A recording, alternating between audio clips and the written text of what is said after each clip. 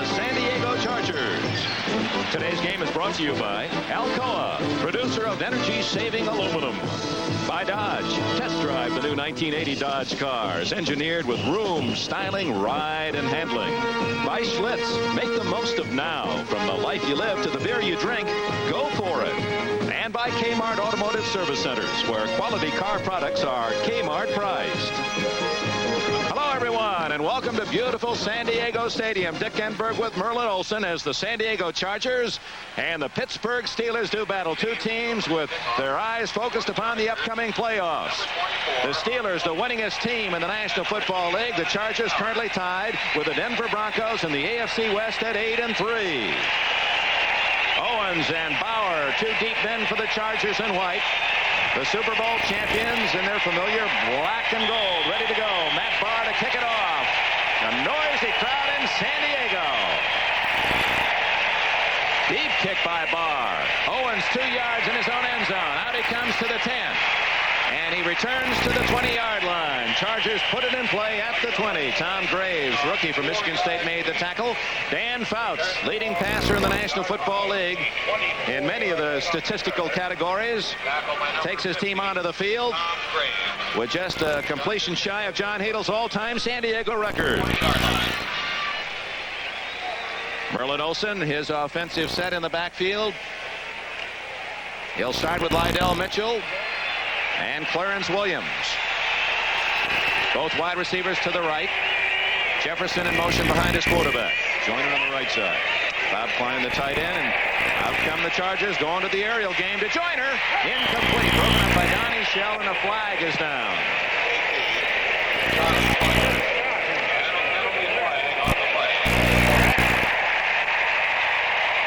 Preliminary signal from the San Diego Charger fans cheering, so apparently against the Steelers. Fouts with a great aerial game. As you see, the official mark all five. Red Cashin, John Jefferson, and Charlie Joyner. They've caught more passes between them than any tandem in the National Football League. Veteran tight end Bob Klein at tight end. Quick look at the offensive line. Shields, Wilkerson, Masick. I don't think Masick's in there. I think we're going to have Rush in there. Ed White and Russ Washington. But that's a big, big offensive line. 1st and 5 for San Diego. Fouts on the ground to Mitchell. Squirms for 4 and nearly to a first down. Yes, he gets to the 30-yard line before Shell could come up from the secondary to make the hit. First down, San Diego. Let's take a peek at the steel curtain. L.C. Greenwood and Joe Green, familiar fixtures on the left side of that line. Gary Dunn and John Banaszak, although we'll see some alternating on that side. Great linebackers. Ham, Lambert, and Winston, who got into that lineup because of an injury, is still there. They can't get him out of there. Johnson, Blunt, Donnie Shell, J.T. Thomas. Thomas doing a super job filling in for Mike Wagner. First down, San Diego at its 30-yard line. Bo Matthews in the lineup for the Chargers. Mitchell for about 3 yards before Jack Lambert, having another sensational year, makes the tackle. And some of the Charger fans thought there was a little unnecessary push there by the Pittsburgh defense. Lydell Mitchell is an interesting game in so many ways, Merlin Olsen. We have Lydell Mitchell, Franco Harris against each other. They were great teammates at Penn State. As pros, between them, they've gained nearly 15,000 yards rushing. We certainly do have some of the cream of the crop of the NFL in this ball game today, and I'm looking forward to some exciting football day. Just underway. Perfect weather conditions. Partly cloudy. 65 degrees. On 2nd and 7, a flag down. The toss is to Jefferson. Incomplete. At midfield, coverage by Ron Johnson, and we'll check the penalty. It would appear that they're trying to test Ron Johnson earlier, and that's certainly something that's not new to this Pittsburgh defense. Blunt on the other corner is so tough. He doesn't get as many opportunities. But Ron Johnson has proved to be a very capable and difficult back to beat. You saw Red Cashin signaling for the 2nd time in this opening series that the Steelers were offside.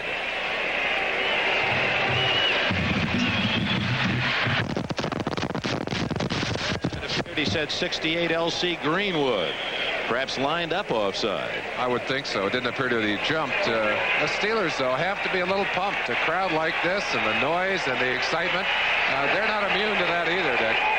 2nd down and 3 at the 37. action. Fouts going long for Jefferson.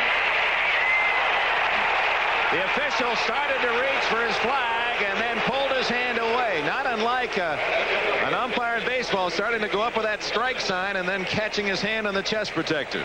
I'd have to say that Jefferson appeared to be doing a great job of acting. The same kind of thing we see. There is a bump right here, but it looked like that Ron Johnson actually had position before Jefferson got there, and Jefferson actually bumped him, went to the ground, didn't get the call.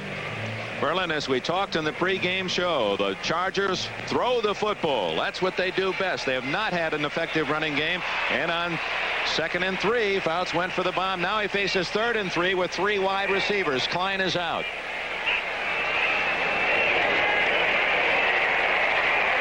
Jefferson is open, but couldn't get to the ball as Donnie Shell came over to shield him away. Now the Chargers going to Jefferson early, unable to connect on 3 attempts, and now Jeff West will come in to punt. One of the things we're going to keep a good eye on is how much time these two quarterbacks have to throw. If Fouts has time today, he can keep San Diego on top with his passing game.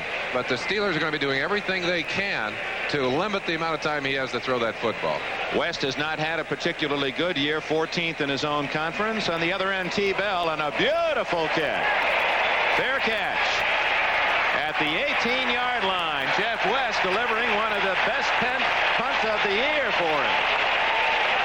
West a little slow getting that kick off. Came close to getting it blocked, Dick.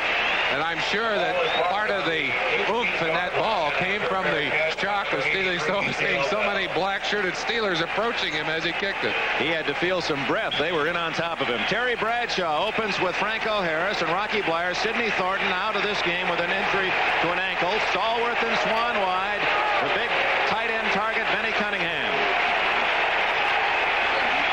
From the 18, Bradshaw leads the NFL touchdown passes 21, and Harris rips off an 8-yard gain on his first carry. Glenn Edwards, a former Steeler, number 27, made the tackle, and Rocky Bleier, an outstanding blocking back, opened the hole for Harris.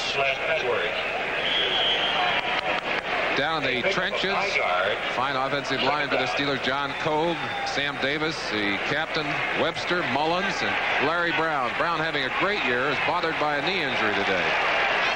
2nd down and a long one at the 27-yard line for Pittsburgh. Down to play with, but Bradshaw stays on the ground to Harris. He's to the 31-yard line and a first down. Harris, who had a terribly slow start this year, the first month or so, he was averaging well under 3 yards a carry.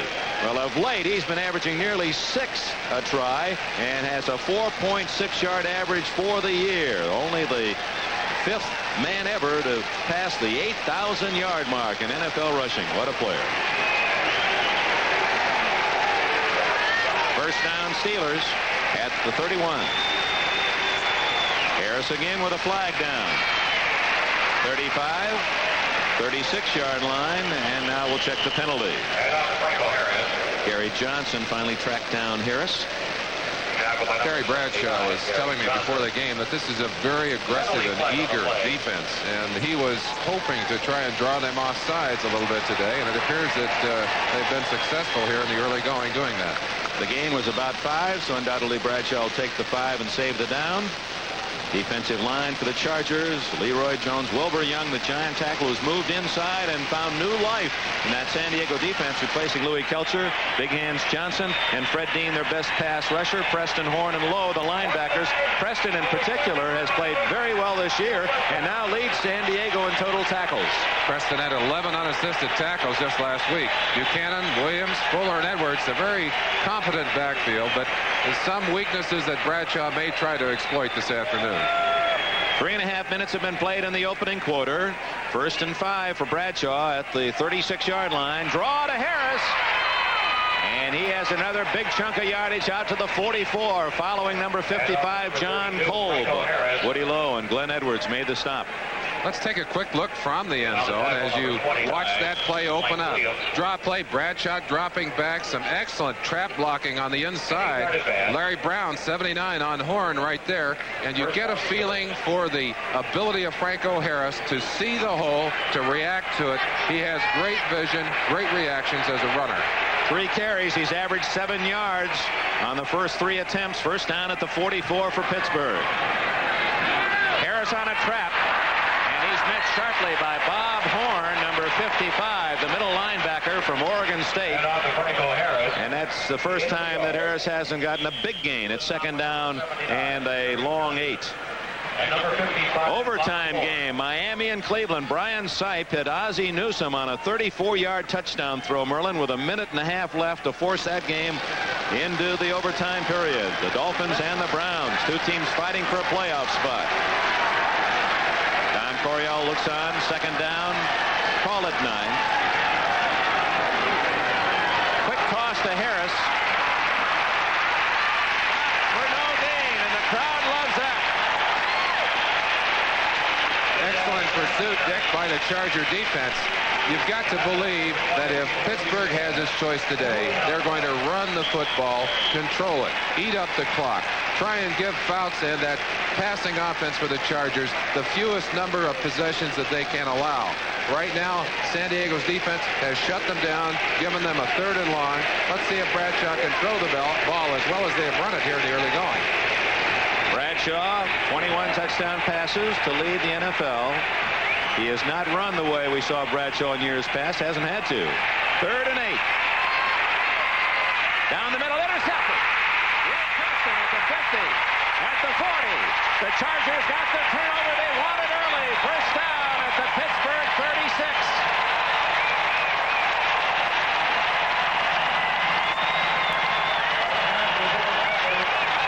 Ray Preston, his 4th of the year.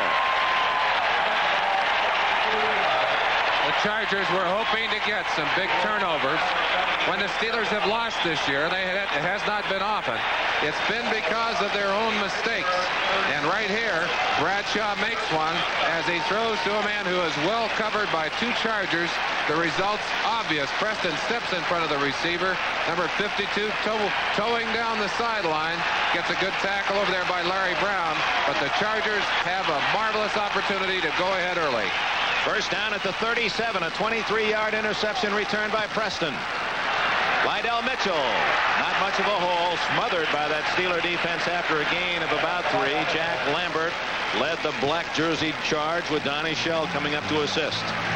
Chuck Noll and Bradshaw trying to sort out what went wrong on that long toss up the middle. It appears that Bradshaw saying, I expected him to curl in, and he wasn't there. You've got to believe that neither of those men is very happy about that last play. A lot of pressure right here on Pittsburgh's defense. Let's see if they can stand up to it. 9 minutes left in the first quarter. No score. 2nd and 7 for Dan Fouts. Bob Klein, the tight end, in motion. Good protection. A flag down. Complete to Jefferson. 20. And he's fumbled at the 17-yard line. And I believe recovered his own fumble. Yes, he did. Now let's check the penalty flag. Boy, that Jefferson is a lightning bolt in the secondary. He had a little running room, and did he turn it on? It appears that the penalty will go against the Steelers as they move downfield. But watch Fouts. He has time to get that ball out.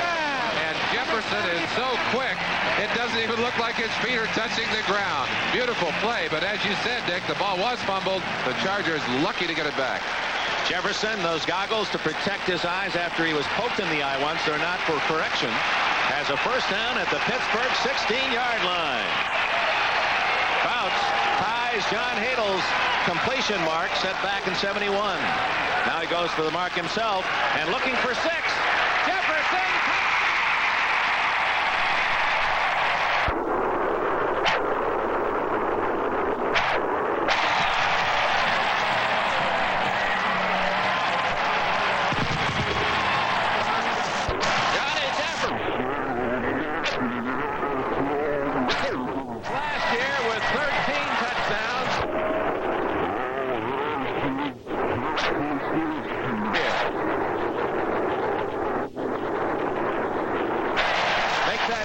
His eighth of the year, and Fouts breaks the San Diego record and gets a touchdown to boot.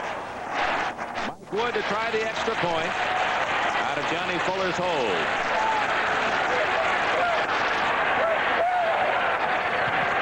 The Chargers, on the pass interception by Preston, go 37 yards and score on a touchdown throw. Dan Fouts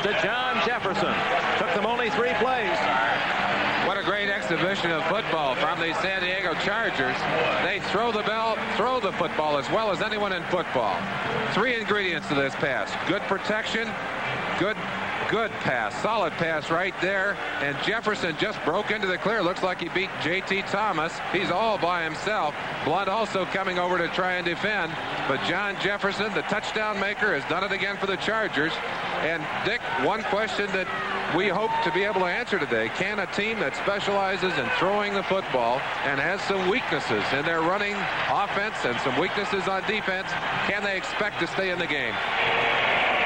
Now let's quickly go to NFL 79 in New York. This is Brian Gumble in New York reporting that in Cleveland, the Browns have beaten the Miami Dolphins in overtime by a score of 30-24. Brian Sipe at the controls. Remember, he completed a touchdown pass to Ozzie Newsome in the final minute to tie it. This time from 40 yards out, goes up top, finds Reggie Rucker, number 33, crossing into the end zone. Beaten Tim Foley. The Browns win it 30-24 to push their record to 8-4. The Dolphins drop back to 7-5. Thank you, Bryant. The kickoff to Larry Anderson, and he fumbles at the 20-yard line. The Chargers recover.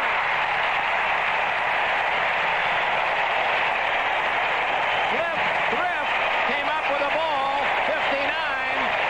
A flag is down. We'll check to see if that affects the play. It would appear that penalties against Pittsburgh. It is a low block by the Steelers. San Diego has the ball, leading 7-0.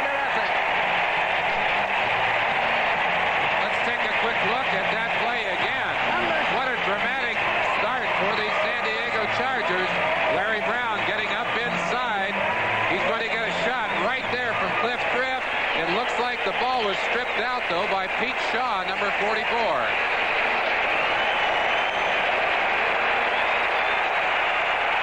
We welcome those fans who have just seen New England beat Baltimore 50-21. Here in San Diego, the Chargers have scored early, and they've just recovered the fumble on the ensuing kickoff. Dan Fouts throwing for Jefferson.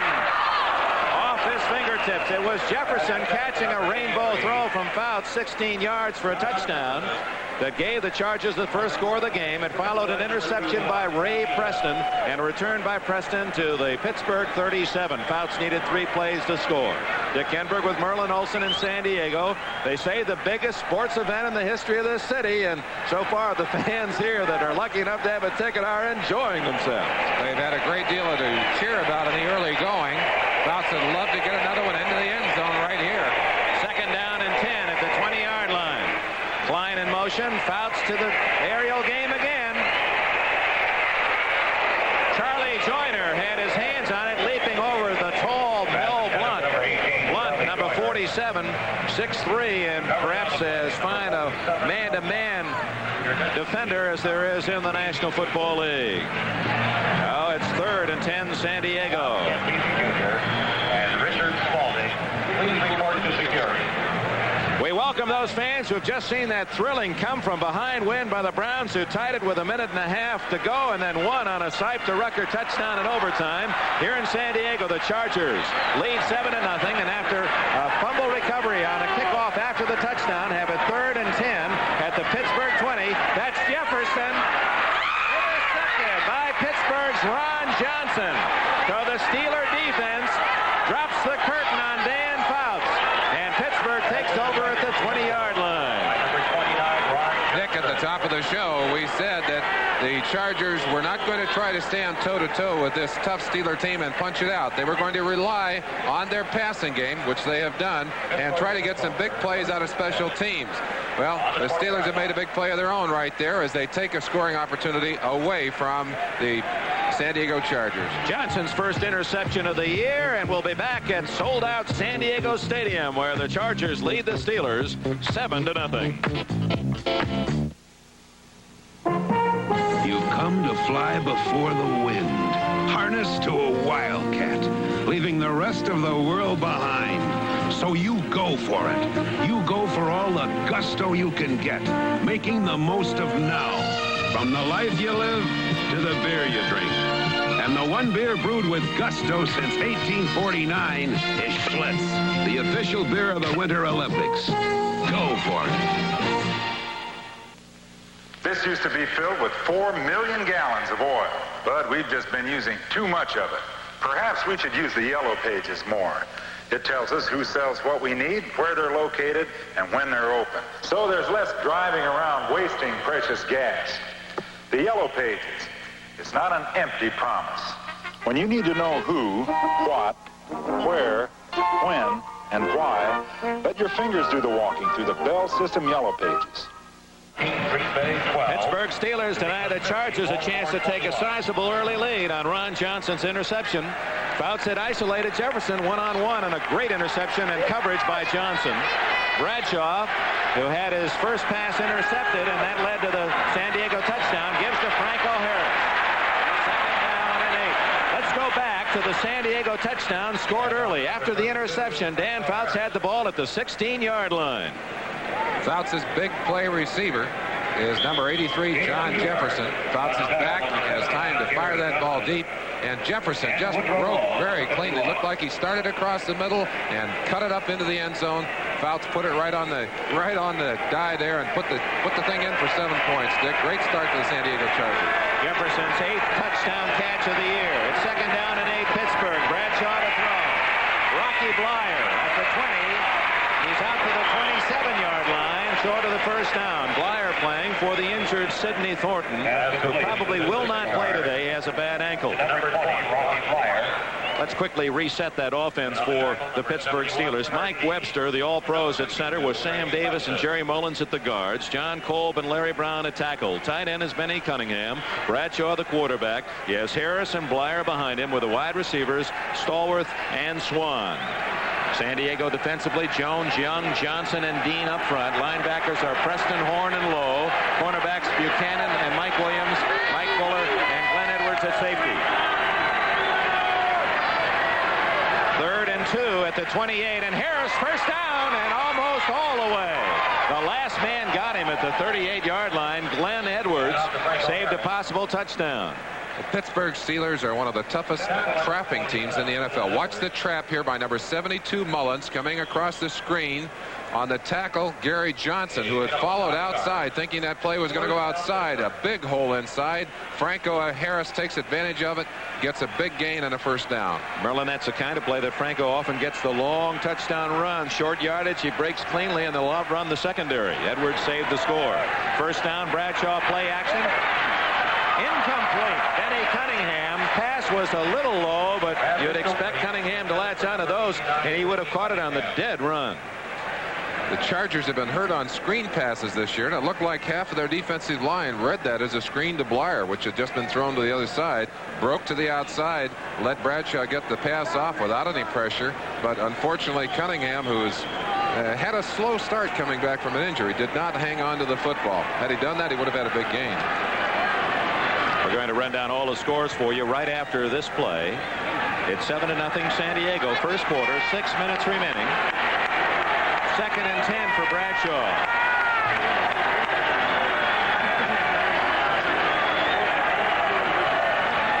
Harris caught in the backfield. Gary Big Hands Johnson, 79, got those big mitts on the jersey of Harris and dragged him down with help from Wilbur Young.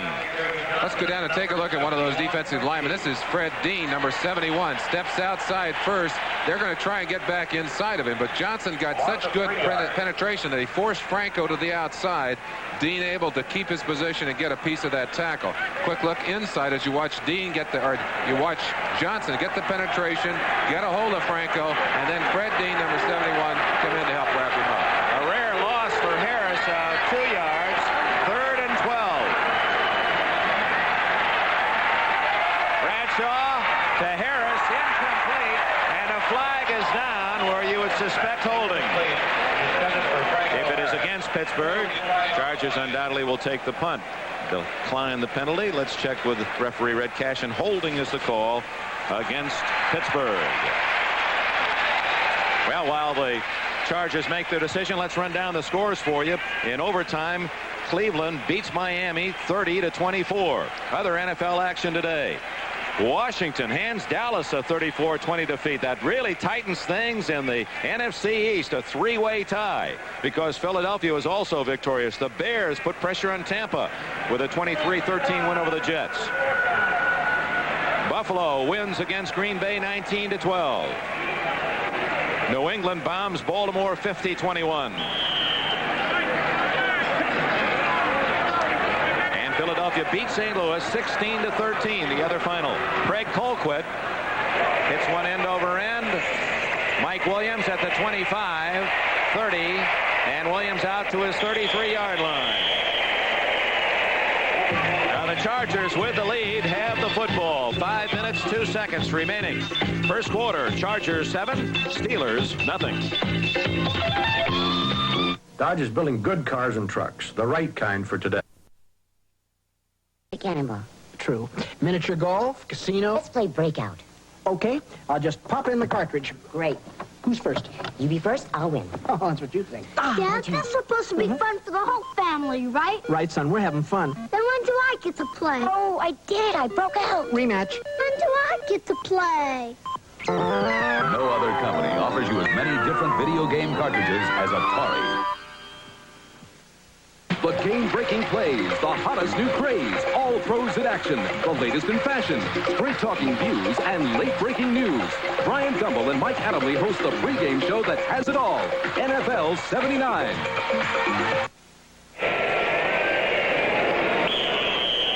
Hope you all enjoyed the part 1 of the series on NFL 79 on the knee. Part 2 next week. More great football here on NBC. Starts with NFL 79, 12:30 Eastern Time. Noisy San Diego crowd as the Chargers have the ball at the 33-yard line, leading 7-0. Fumble. Pittsburgh recovers, or do they? J.T. Thomas had it, got away, and up with it, Steve Furness, number 64, recovers the fumble. Lydell Mitchell loses the ball, and Pittsburgh, trailing 7-0, has its first turnover.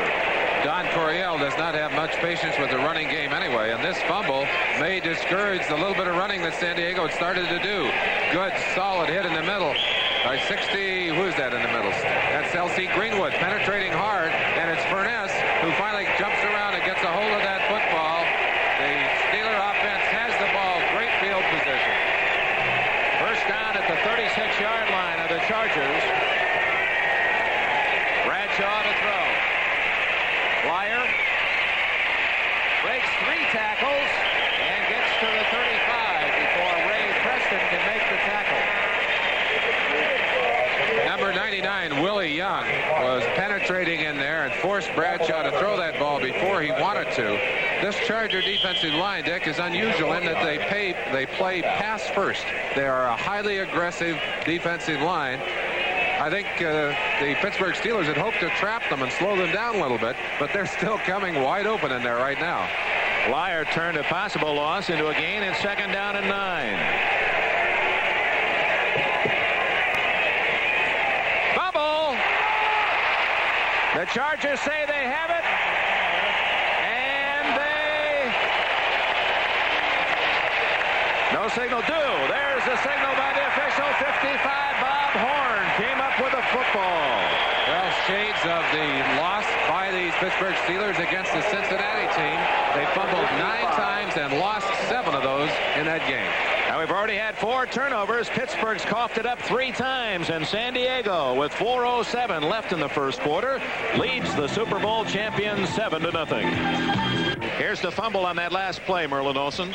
Would appear that Bradshaw just did not get that ball settled in Rocky Blyer's stomach. He never had control of it as it pops loose right there. Wilbur Young finishing the job, number 99, as he reaches in and makes sure that Blyer doesn't have a chance to get a hold of it. We played less than 11 minutes and already 5 turnovers in this game. Charlie Joyner, the veteran from Grambling, in motion, and Fouts right back to the air under some pressure. And a flag is down. Short gain out to the 35. Official deep downfield tossed the flag. J.T. Thomas made the tackle for Pittsburgh. I think we've got an illegal bump in there as there's a little conversation going there between Ron Johnson, number 29, and the official. The Chargers are not afraid to throw that football. They'll throw on any down. They'll throw anywhere in the field. It makes them kind of unique. They actually try and control the football with their passing game, much the way a team like Pittsburgh will try and control it with their running game. Merlin, the Chargers, in fact, rushing the football, have only 2 teams that have done less with the ball on the ground in the entire National Football League. But Fouts, with that great arm and those outstanding receivers. Contact. Number 29 on the defense. First down. Puts enough pressure on the defense, and Ron Johnson burned a bit because he had to use an illegal chuck to keep his man in check. Well, and I think one of the reasons for it is Fouts had a long time to stand back there. Greenwood fell down, and he just slipped out of there and had time to throw. First down for the Chargers at the 39 on the penalty. Clarence Williams, and he is bombed hard by Mean Joe Green, number 75. Quite in contrast to that tackle made by Green, and something we missed earlier, but we'd like to relate to you. There was a poignant scene at the start of the game when the Chargers and Steeler captains met for the toss of the coin. Rolf Brniška, who was suffering from Crohn's disease and actually walked very slowly and does not look well. He's not a well man. Went out as one of the honorary captains, and Joe Green of the Steelers applauded him as he came out to the center of the field for the toss of the coin. A lot of class in that man. 2nd and 9. Flying in motion. Clarence Williams in the flat. Gets away from Jack Ham. He's out to the 50 and a first down at the Pittsburgh 48. Dick, that's the kind of control passing that Fouts has used so successfully this year. Taking advantage of the catching ability of his backs, turning them loose against linebackers, giving them options. It's a very complicated offense. There are some of the numbers for the Charger offense. They're first in the NFL in passing. They're 26th in the NFL in rushing, and yet they rank, I think, what, 2nd or 3rd in overall offense. But in many ways, passes like that are really like the old end sweeps. It's just getting the back outside. It's just, instead of handing it off, you're throwing it to the man, but you're putting him in a position to run the football. Nice block by Artie Owens on that last play. This is Clarence Williams on the ground at the 45, and J.T. Thomas wrestles him down at the 43. Other scores: Minnesota leading Detroit in the 4th quarter 14-7. Kansas City takes the early lead against Oakland 7-0. Denver leads early at San Francisco 3-0. New Orleans and Seattle are tied at 7 in the first, and Houston leads Cincinnati 7-0 early in the game. Rocky Bleier can't be too happy about the fumble, but he is one of the fine people in the NFL, and one we enjoy having a chance to visit with whenever we have to do a Steeler game. 2nd down 4 at the 42. Make that the 43 of the Steelers. Lydell Mitchell in motion. It's Williams again. Not much there. May have gotten to the 42. Donnie Shell, 31, came up from his strong safety slot to make another tackle. Mel Blount there as well. Shell, an All-Pro last year, and only his 6th year in the NFL out of South Carolina State, continues to play outstanding back line in that Pittsburgh defense. Seems to get better all the time. He's always been a very aggressive and a very hard-hitting player. In fact, his nickname is Torpedo. And he got that on special teams. He's one that'll take you on anywhere. 3rd and 3 for Dan Fouts and the Chargers. The long 3. Everybody up. Blitz coming. Here it is. They pick it up well, and it's on for Pittman. But can't quite get to the football, because that's one of the advantages of that full blitz. You have to throw a perfect pass, usually while falling on your back. And even though Owens was behind the secondary, the ball didn't get to him. You go all out with a blitz like that, Dick, you've got to get to that quarterback, because he's one-on-one with his receivers. Dirt Winston that time, blitzing very aggressively, but watch him as he simply cannot get through there. There are about 7 or 8 players coming hard. Beautiful blocking on the inside. That's Doug Wilkerson, number 63, and he stood him up and gave him a little pop in the chin to boot. Fine blocking by the Charger offensive lineman. Theo Bell at the 10 is Jeff West. Delivers it high. Fair catch. Lets it bounce. And it's down to the 5-yard line. It might have hit his leg. Yes. Chargers think it hit him. Let's see what the officials say. Well, yes, it belongs to the Chargers. It did hit Bell's leg. What a break. We said at the top of the game that the San Diego Chargers were going to rely on their passing attack. They were going to hope for some big plays from special teams and some mistakes for the Steelers, they have had both. That's number 63, Tom Dornbrook. And boy, you can't afford to make that kind of mistake. Got down, was thinking about helping on the blocking. The ball just kicked up against his leg. It, of course, then is automatically a free ball. And the Chargers alertly pounced on it. They've got a marvelous opportunity on the 7-yard line. And let's see what happens here. You can see it right here. The ball hits the left leg of number 63, Tom Dornbrook. Ball coming down, bouncing right there. You see it right there. Low in your picture on the left-hand side. The ball bounced away then and was recovered. You know, this is a place where most teams run. Let's see the Chargers. They love to throw the ball down here. Let's see what they do with it, Dick. First and goal at the 7-yard line. 6 times the ball has been turned over, and we're not out of the first quarter yet. 7-0 San Diego. On the ground, Hank Bauer. A yard at best. Joe Green said, Jack Ham there as well. Looking down at Coryell's reaction, we may not see that play anymore. He does not have much patience, as we said, with the running attack. Would far rather rely on the part of the game that he is most confident with, the passing game. And there go the passers into the game. That's right. Out come a couple of the big guys, the tight ends, and in go Jefferson and Joyner. Ball at the 6, 2nd and goal. Don Coryell back to his days at Whittier when his team led the small colleges in passing through San Diego State. The Cardinals, he's always loved to get that ball in the air.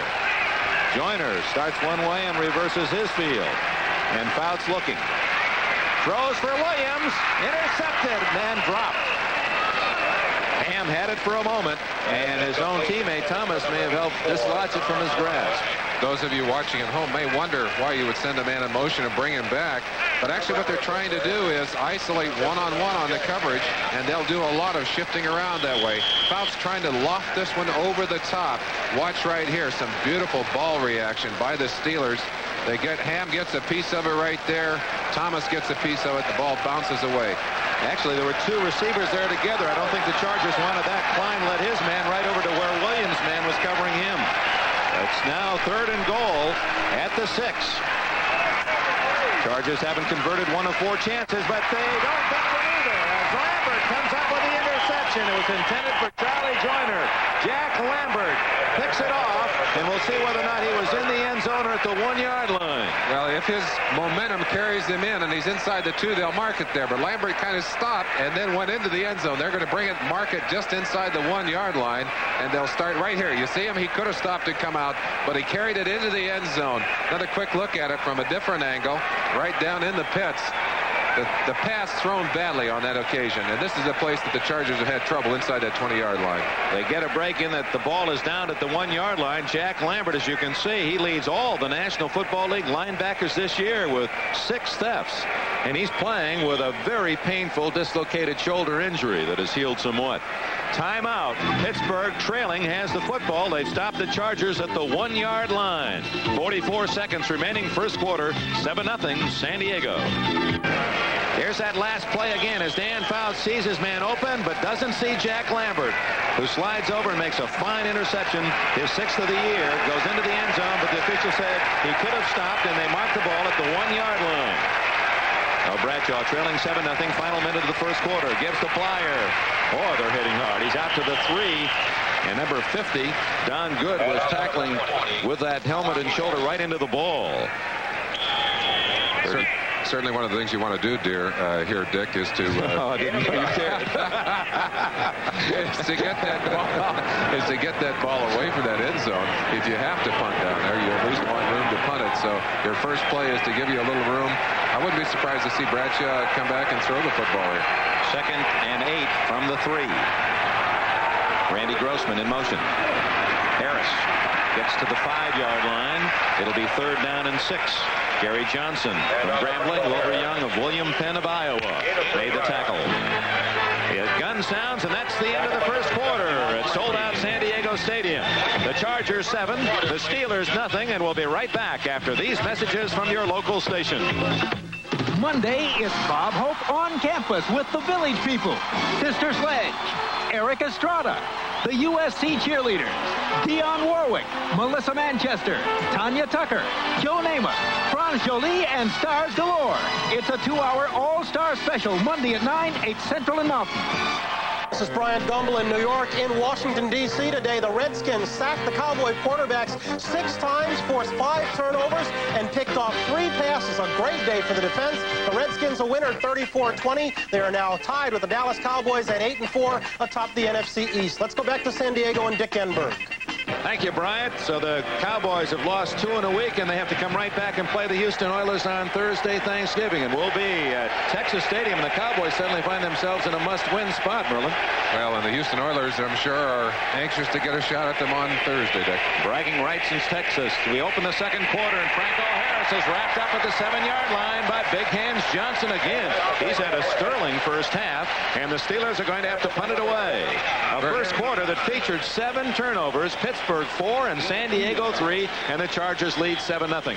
Some feeling, I'm sure, on that Chargers sideline that they've got to take better advantage of those turnovers, as they have lost 2 opportunities to score by interceptions. They do have the 7-point lead. They do have an opportunity here to get good field position.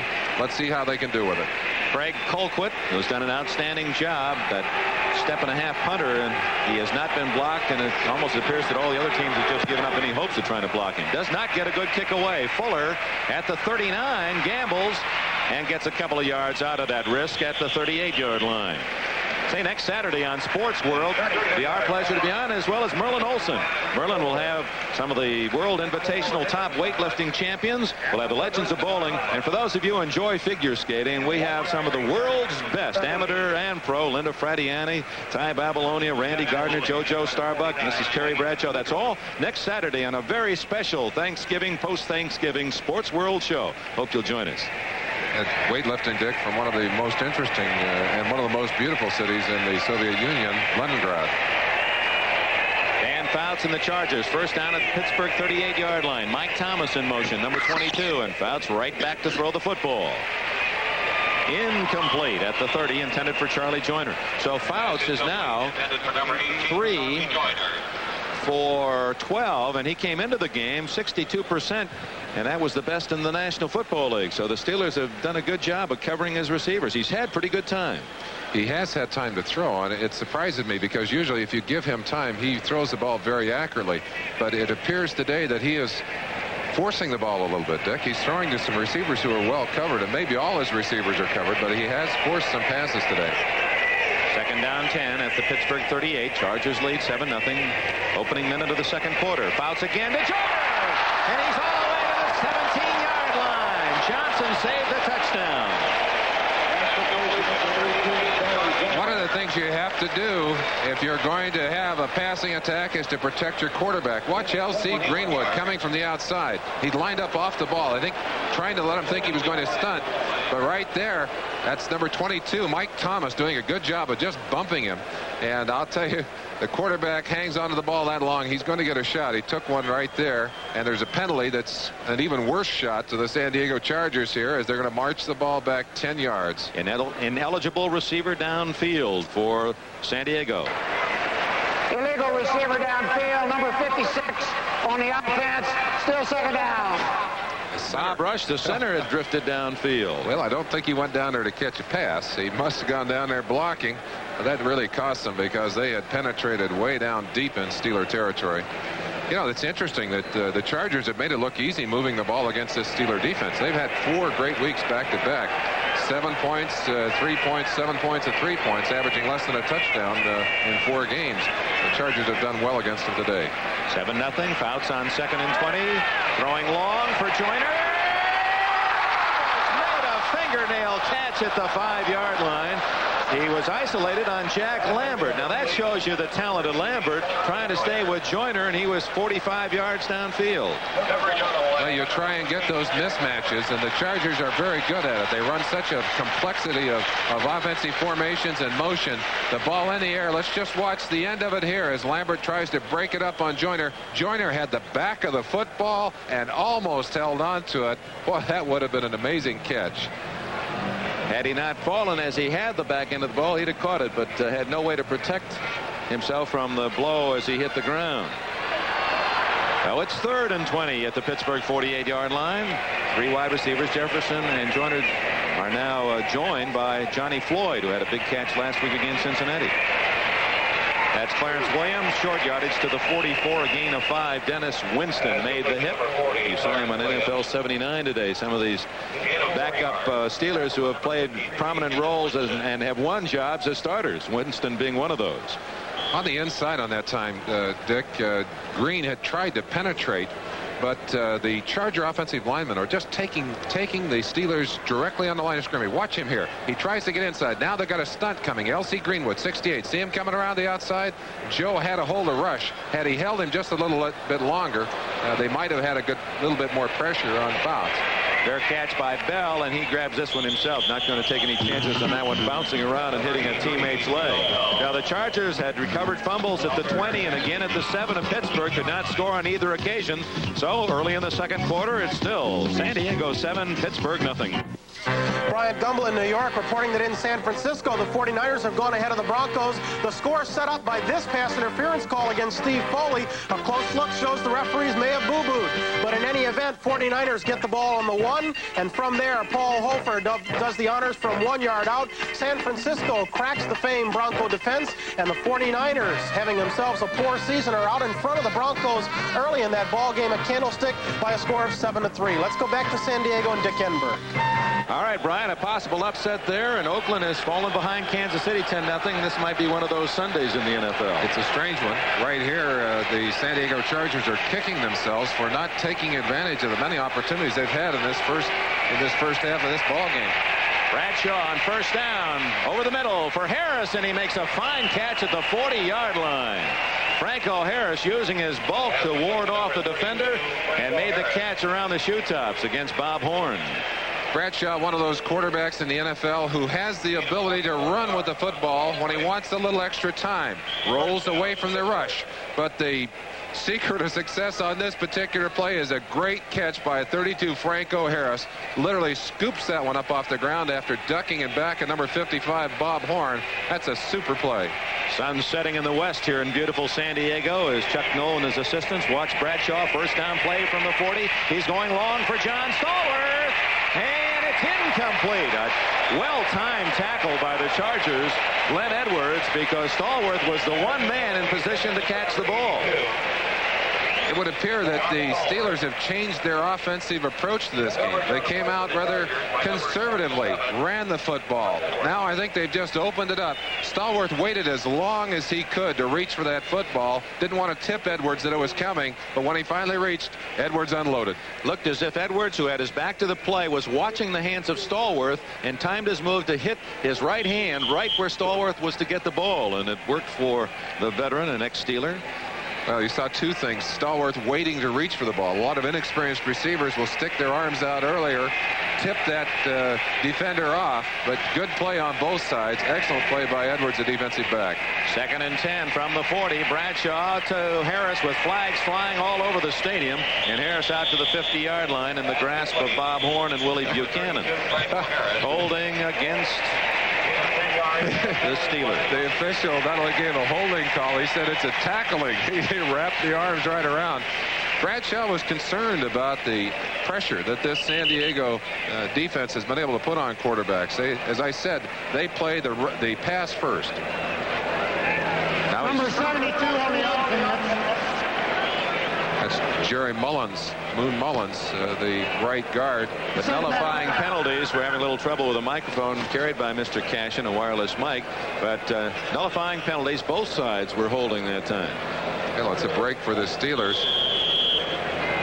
The call against the Steelers against Preston for holding on the tight end right there on Benny Cunningham as he goes by. You can see the hand right there. One up and one down. He's going to disrobe it. He just said, hey, I got you. So no play. It's 2nd and 10 for Bradshaw at his own 40, trailing 7-0. Harris with another catch and down immediately after a gain of 3. Bob Horn made the tackle. Bradshaw, all of his completions thus far have been to his backs. He has not hit either Cunningham, his tight end, or Stallworth, nor Swan yet. In fact, he's not thrown one in Swan's direction. Might be about the time. The San Diego Charger defense employs a philosophy of dropping those linebackers deep, and they do give you some room between the on-rushing defensive linemen and the linebackers, and Bradshaw trying to take advantage of that, but so far they've been coming up very quickly to put those receivers on the ground. Veteran from Louisiana Tech, Terry Bradshaw at 3rd and 7. Flyer pass was a little too low, and the reason was that Bradshaw was being rushed off his feet by Fred Dean, number 71. Big matchup on that side between Fred Dean, who is the premier rusher for these Chargers, and number 55, John Cove. Dean getting the best of that one, really unloaded on Bradshaw, and as you said, Dick, forced that early pass. Ball delivered low, and Rocky Bleier unable to hang on to it. Mike Fuller, in his career with the Chargers, an excellent punt returner, averaging nearly 12 yards for some 180 returns, stands at the San Diego 22 as Colquitt will kick from about his 35. A lot of shifting going on. He doesn't hit that one very well. Fuller at the 26 and gets a yard right into the grasp of 30 Larry Anderson, but it was Dwayne Woodruff, 49, who was down there first. Timeout here in San Diego. 11 minutes remaining in the first half. The Chargers holding on to their 7-0 lead.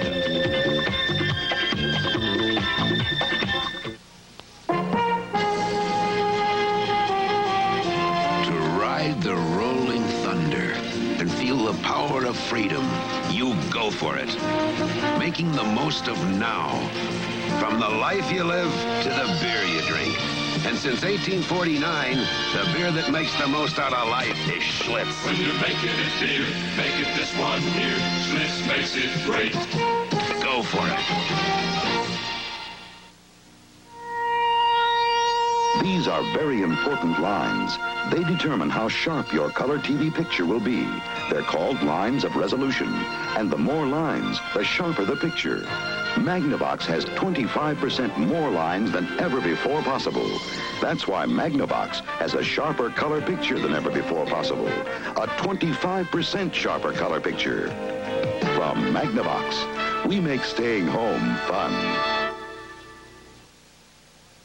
The last ride of the Dalton gang, their biggest bank job in the greatest all-star Western, with Larry Wilcox, Cliff Potts, Mills Watson, Jack Palance, and Sharon Farrell Tuesday.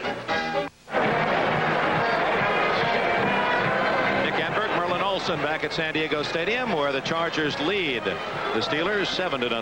The only score of the game coming on a 16-yard touchdown pass from Dan Fouts to John Jefferson. Steelers have been held basically in check, but their own turnovers have cost them field position.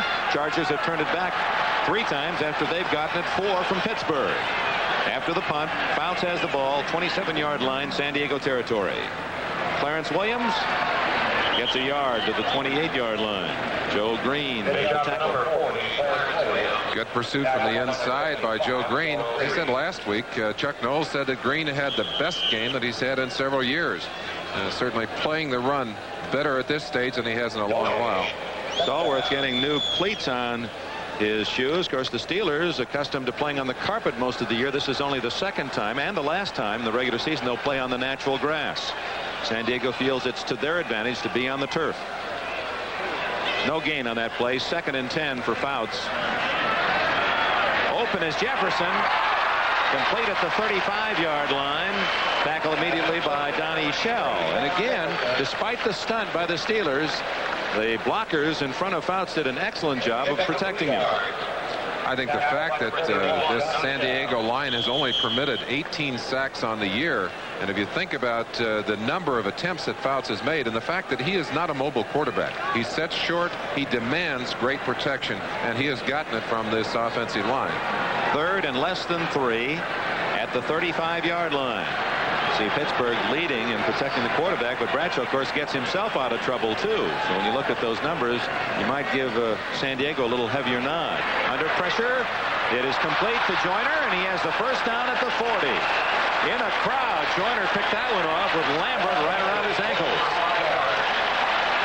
Some acrobatic quick receivers on the San Diego Charger team. Fouts is under pressure here. Joe Green driving hard. You see 75 coming up the middle, breaking the pocket. Fouts steps up, eludes the rush, gets the ball off. Fine catch by the money receiver Joyner. He breaks around the outside, gets another yard or so. Going to be 1st and 10 on the 40-yard line. Joyner having a great season. That's his 49th catch this year. Fouts on 1st down from the 40-yard line. Scrambles. And Lambert, oh, he was salivating. He saw a quarterback like Fouts on the run, and Lambert couldn't wait. I think he likes running less than interceptions. From San Diego, we pause briefly for station identification. This is the NBC Television Network. This is Channel 3 KYW-TV, Philadelphia. Fouts with a scramble, and 58 was waiting for him. Well, 58 was anxious to get his hands on Fouts. Watch him. He really does not want to run. Joe Green forcing him right there. Green just barely missing the sack. And Fouts says, oh, no, I don't want to go up in there. But he does it. Greenwood coming over to help with the tackle. A loss of about a half a yard. 2nd down and 10. Open is Jefferson. 50. And still in play. To the 30-yard line goes John Jefferson. He refused to go out of bounds.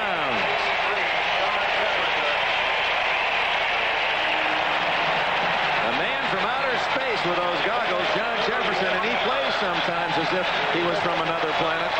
The secret of this pass, Dick, though, is the ball is unloaded well ahead of the cut. Fouts had to get it off. He anticipated the move beautifully, put it out there. It's almost impossible to cover a receiver when the ball is there when he makes his cut. Jefferson doing a good job of dancing down that sideline. Pays for it right there. Johnson really unloaded on him. 1st down at the 29-yard line of Pittsburgh. San Diego leads 7-0 with 8.5 minutes left in the 1st half.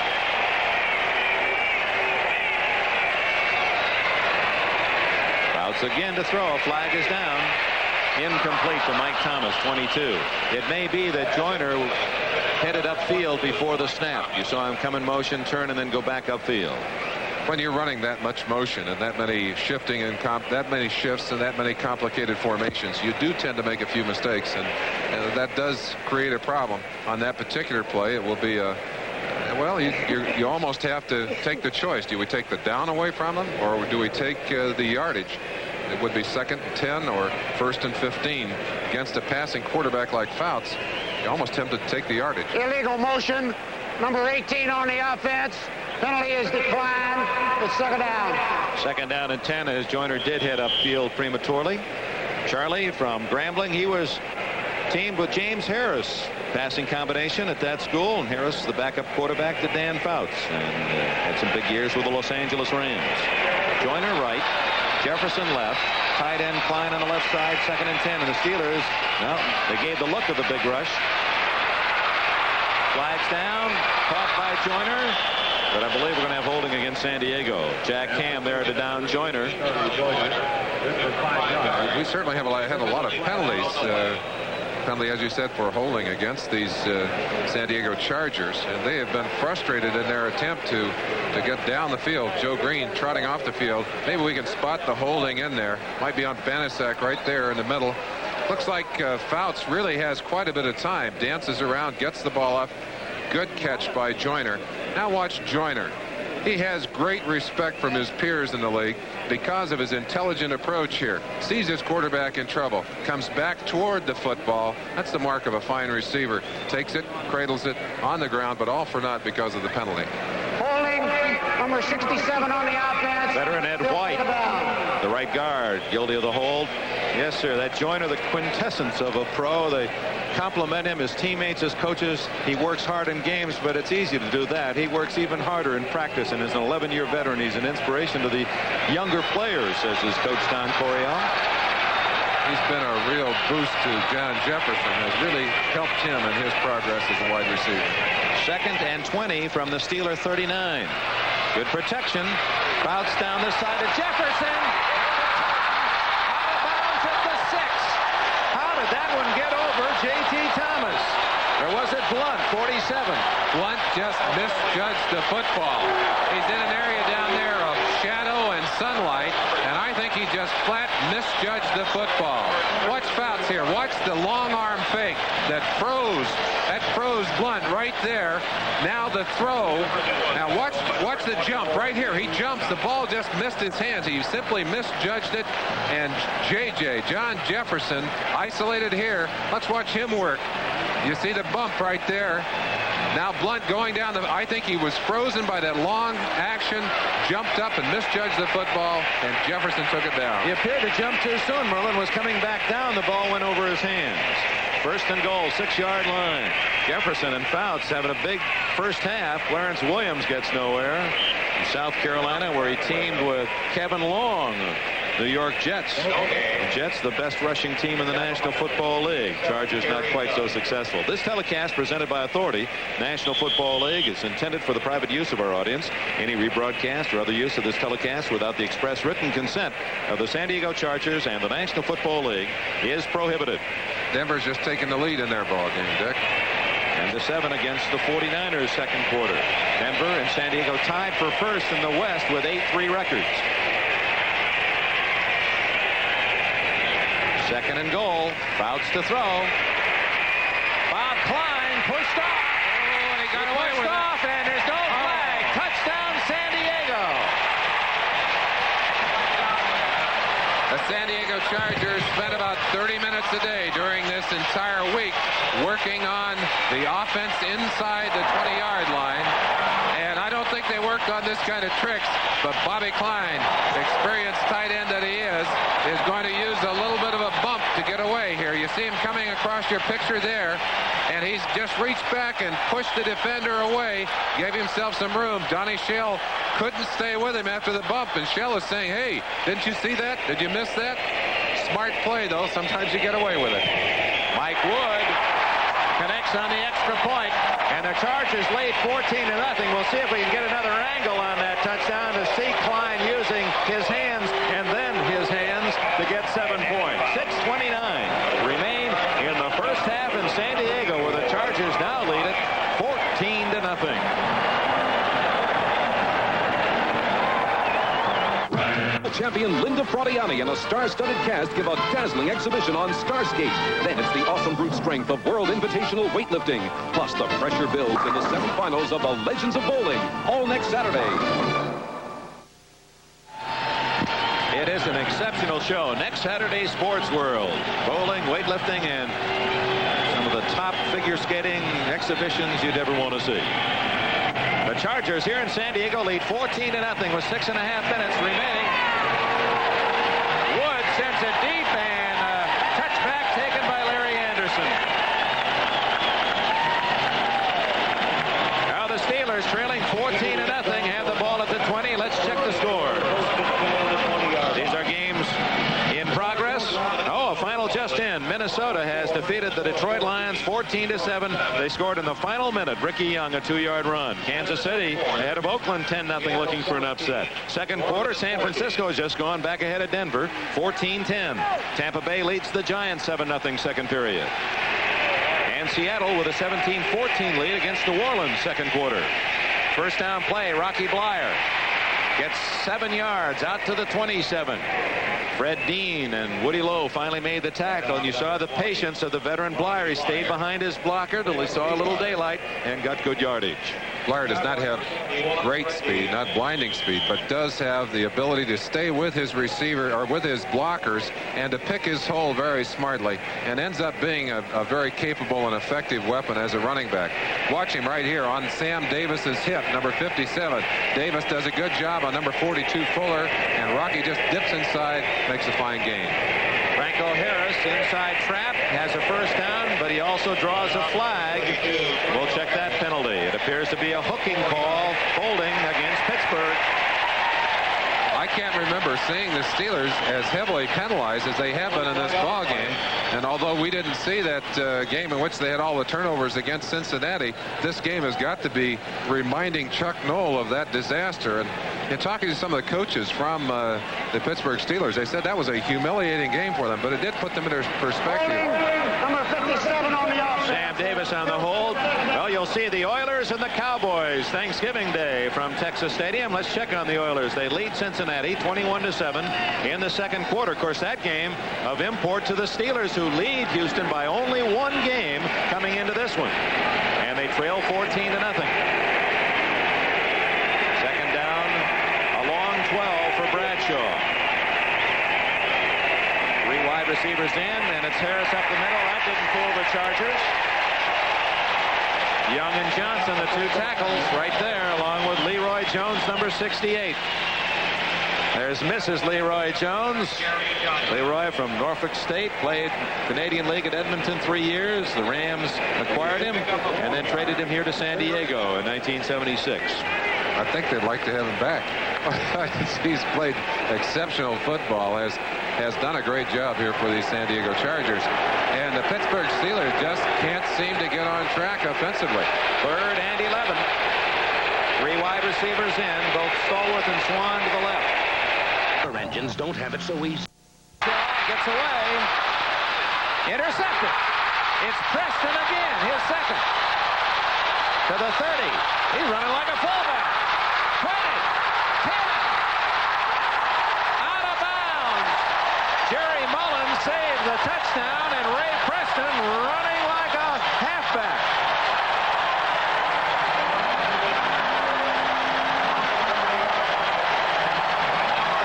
Now, we told you about Preston having a great year. He's beaten out Don Good at that linebacker spot, and that's his 5th interception of the year. He also leads the team in tackles.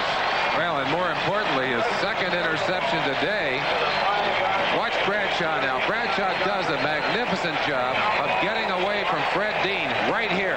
Leaps aside, gets away from the rush. That's actually Johnson that he gets away from. But then makes the mistake of throwing into the coverage. Two defenders right on the spot. No chance for him. That's Jim Smith he was trying to hit, number 86. And Preston says, hey, come on, guys, you block, I'll carry this football. Fine speed, gets away right there from Webster. And a big play coming across Mullins, puts him out of bounds. But the Chargers are on the 2.5-yard line. They want another touchdown. Clouds asking the crowd to settle down.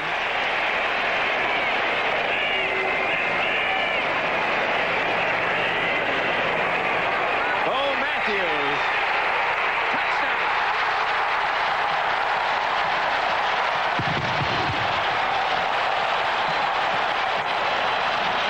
Well, they've waited a long time in San Diego for a game this big, and the Chargers are playing up to it.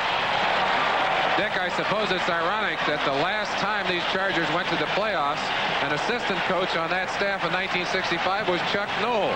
And Noll, of course, went on to build the great Steeler teams, and now they're waiting to have their chance. It looks today like they're proving themselves capable of going on into those playoffs and handling the best of the best. One play, 2 yards for the touchdown. Mike Wood hits the extra point. Let's see that touchdown again as Bo Matthews, his second effort, gets the score. His first touchdown of the season. Matthews, the only genuine big back of this San Diego team, and he's going to show you some real power running here. Takes a hit there, a second from J.T. Thomas, a third right there. Would not be denied that goal line. Oh, the Steelers, with 4.5 minutes remaining in the first half, find themselves down by 3 touchdowns. Brian Gumbel in New York reporting that in San Francisco, the 49ers have gone ahead of the Broncos. Here's how they did it on a kickoff. James Owens, 49ers #1 pick, a rookie out of UCLA, takes it right up the gut. Owens takes it 85 yards through the Bronco defense for a touchdown. San Francisco goes out in front of Denver 14-10. The 1-10 49ers spring the surprise. Back to San Diego and Dick Enberg.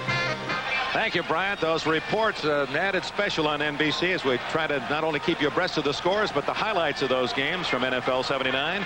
The Chargers 21, Pittsburgh nothing. Right toward you, a line drive kick by Wood. And that ball is bouncing for San Diego today. The Steelers, with 4.5 minutes left in the first half, trail 21-0. Well, this is a very important, emotional possession for Pittsburgh, is it not, Merlin? Certainly is, Dick. And one thing you've got to know about Pittsburgh, looking across, there's no panic on the Pittsburgh sideline. Some definite concern and some shock. They would not have believed that they could be down 21-0 in this ball game, but they are. And a good deal of it hinged on their own mistakes and their own inability to get their offense moving. Bradshaw needs to do it here. I think they'll pull out all the stops. Bradshaw comes out throwing on first down. Hits Blyer 25, 30. And Blyer at the 33, fumbled, but after he was down. Ray Preston made the tackle. He was assisted by Mike Williams. Well, very special Little House feature tonight on NBC. We hope you'll be with us. Those of you watching in the East, the Midwest, right after the conclusion of this game, a 3-year special, a 3-hour special of the many years of Little House on the Prairie, followed by Tom Snyder Primetime Sunday, and then, of course, Little House again tomorrow night, and Bob Hope special after that. So you're going to see all of the friendly folks. Dick, that's the Ingalls family in their first 3 years, and a chance to watch Laura and Mary and Carrie all grow up. A beautiful show, one I'm sure you'll enjoy. Now get the whole family together, you folks, and watch it tonight. Blyer, incomplete ball behind him, coverage by Woody Lowe, 51, from the University of Alabama. There, Bryant's team, unbeaten, looking ahead now to final regular season game. Let's check the statistics on Terry Bradshaw. He has thrown the ball 11 times, 5 complete. He's yet to hit Swan, Stallworth, or Cunningham with a completion. He's thrown exclusively to his backs, and the problem with being down 21-0 is that the defensive line can ignore the running game. They can just open up and come right after you. It's difficult to find time against a good rushing defense when you're down 21-0. Bradshaw to Blyer. No hole. Gets to the 35, maybe 2. Don Good, number 50. Met the play well. He was stopped by number 50, Don Good. San Diego Stadium, you see all those yellow T-shirts that spell out Charger Power, and they've generated a lot of support for their home team today. There were tickets. You always hear the stories of scalping and how much a ticket to a sellout is worth, but there was a report that a pair was going for as high as $500 here in San Diego this week. Well as the Chargers have done today, I'm sure there are fans here who wouldn't trade you those tickets for $500. Wilbur Young and Steve Corson involved there before the snap. Bob Horn, number 55, middle linebacker for the Chargers, came off the field. He'd broken his shoulder pads. They're working on him down there to get him put back together. And of course, the Chargers would be replacing several linebackers, going to that looks like a penalty has been rolled off against Pittsburgh. Chargers, of course, in a long yardage situation, 3rd and 8, would go automatically to situation defense, to extra defensive backs and linebackers on the play. Greg Hawthorne, number 27, has been sent in by Chuck Noll. He's the number 1 draft pick out of Baylor by the Steelers. Good pass receiver, good size and speed. He wears number 27. And they've got Stallworth and Swan both going left. Swan in the slot. Smith right, and Hawthorne and Harris behind Bradshaw. 3rd and 13. Flags down again. Bradshaw running room. Looking for a first down. Gets to the 43, and that's going to be close, and he pays for it. Well, we'll have to check the penalty. It looked to me like he would be marked just short of that first down. But we've got to first find out, and somebody stayed down. Is that Bradshaw still on the ground? No, it's a Charger. Oh, the Charger's still down. Penalty is against San Diego. Don Good is the injured Charger. Good has had some shoulder problems. Bradshaw not all that well either as he gets up limping. Appears that Good blowing the helmet, applying some smelling salts. That was quite a collision. Let's check to see just how Good became engaged in that final blow. Terry Bradshaw had only run 3 times intentionally on the year. Normally during a season he would run as many as 25, 30, and 40 times. But he has to run here. Pressure coming at him. He pulls it down, goes for the first down. And let's watch Don Good come in from the side there. Gets a shot actually from his own man. And it looked like it was on the shoulder and the neck area. He is still on the ground, although he's sitting up now and up on his feet. That's good. He's now coming off the field. Don played his football at Kansas, now in his 6th year after being picked in the first round by the Chargers in '74. He had a dislocated shoulder in the preseason this year, and so off to a slow start. And appears to be a wrist or a hand that really bothers him most as he comes on. There's Dirt Winston.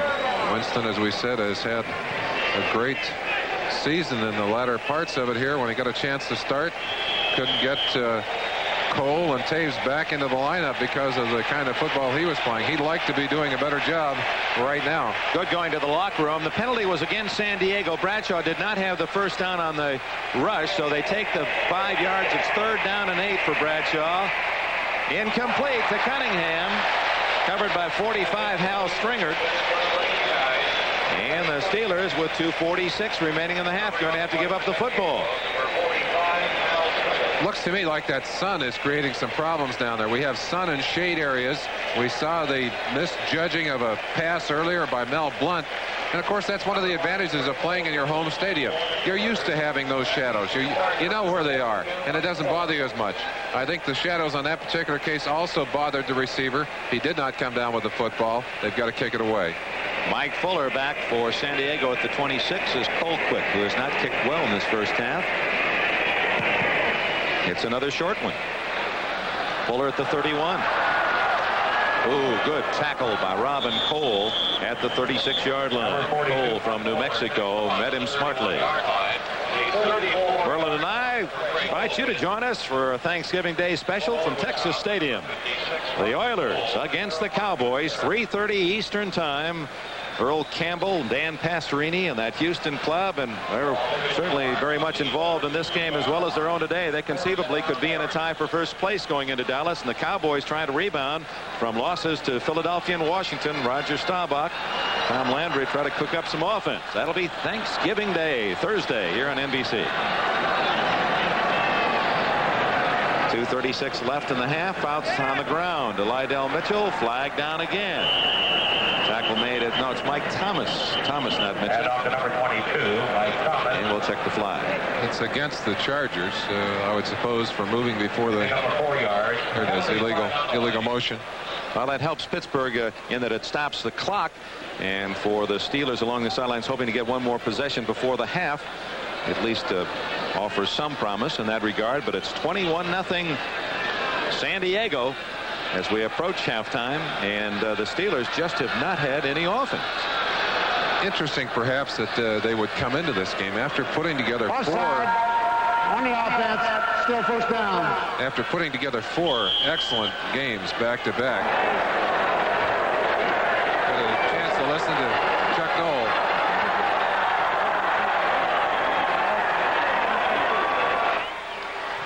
Well, I'd like to be part of that conversation. We would like to let you hear it too. 1st and 15. Artie Owens wrapped up as he gets to the line of scrimmage at the 28-yard line. 2:21. Let's see if Pittsburgh uses a timeout here or lets it run all the way to the 2-minute warning.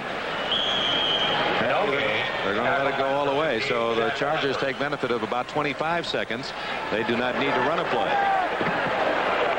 And Fouts comes to the sideline anticipating the 2-minute warning. It's now down to 2:04, 2:03. Official 2-minute timeout. Now 120 seconds left for Don Coryell and Dan Fouts as they discuss strategy. They're in the catbird seat. 21-0 Chargers. Their Super 2 sweepstakes because my name is Hollywood. Because the big prize is $50,000 and a trip to the Super Bowl to see me. Now, Hayden, he thought winning the sweepstakes was the only way he'd get to the Super Bowl. He can't enter. You can. Just get sweepstakes details at this display where you see me. When you go Hollywood, you lose all semblance of reality. No, I'll be there. No, you'll be watching me this year. Dick Enberg and Merlin Olsen in San Diego. At the start of the game, we talked about San Diego trying to generate some offense with that one-dimension passing attack, but the Steelers the best offensive team in football, and yet Pittsburgh has gained only 91 total yards in the half. It has not been a good half. We also said that if San Diego was going to win, they need a little help from Pittsburgh. They needed some turnovers, and they also needed to have an opportunity to make some big plays on special teams. All of those things have happened for San Diego. For a while, they did not take advantage of the opportunities, and this game has to remain mind us a great deal of the game that Pittsburgh lost, that shocking loss to Cincinnati, a game in which there were 9 turnovers. They fumbled the ball away 7 times, had 2 interceptions. Well, much like that today. Let's see if the game continues on that track. 2 minutes left. Second down. Long as Artie Owens trying to duck outside, but Mel Blunt, that can't bring him down. And does he go out of bounds? Yes, he does. The Steelers trying to bump Owens out of the field of play. That stops the clock with 1:53 remaining. Pittsburgh has its timeouts all intact, 3 left. And it's now 3rd down and call it 6. All the highlights and scores, a complete recap for you. NFL 79. Bryant and Mike waiting for you at halftime. And the latest from San Francisco with 1:42 left in the first half. 49ers have scored again and lead Denver 21-10. 21-10 San Francisco over Denver just before halftime. Draw. Clarence Williams, first down out to the 45. And the Chargers just refuse to give up the football. In the early part of this half, Dick, it appeared that the Pittsburgh offense was just sluggish and perhaps conservative, wasn't getting anything going. The defense played aggressively. It looks to have affected the defense. They're playing very sluggishly. You just can't afford to give up a first down in that situation. You've got to get a chance at that ball and try and get some points on the board before the half. Kind of play that's not going to sit well with George Perlis, the defensive coach. Now Fouts figures, well, maybe I'll get some more points. Flips it out in the flat to Williams, and he's hit immediately at the 45 and pushed back by Ron Johnson. Yeah, that first down on 3rd down not only took away the opportunity for the Steelers to try to get something before halftime, but now with field position at the 45, Fouts may figure 21 isn't enough before the intermission. Well, I think Coryell was willing to settle for that 21-point lead. I think more than settled for it. He's very happy about it. But as you say, now Fouts has some more downs to work with. He's not that far away from field goal territory. Mike Wood has a good leg. Fouts on 2nd down. Steve Furness drops him back at the 35-yard line. Fouts not going to take any chance in coughing up the football. Took the sack. 37 seconds remaining, and Pittsburgh spends a timeout. That's the first sack of the day for the Steelers. They have not gotten the kind of pressure on Dan Fouts that they hoped to get today.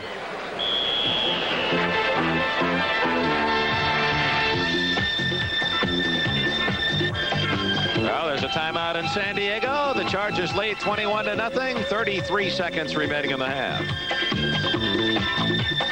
Learned to swim there. I did, but not at this guy's young age. I'm Dan Fouts of the San Diego Chargers, and this is one of the many YMCA programs supported by the United Way here in San Diego. It's called the Mom and Tots class.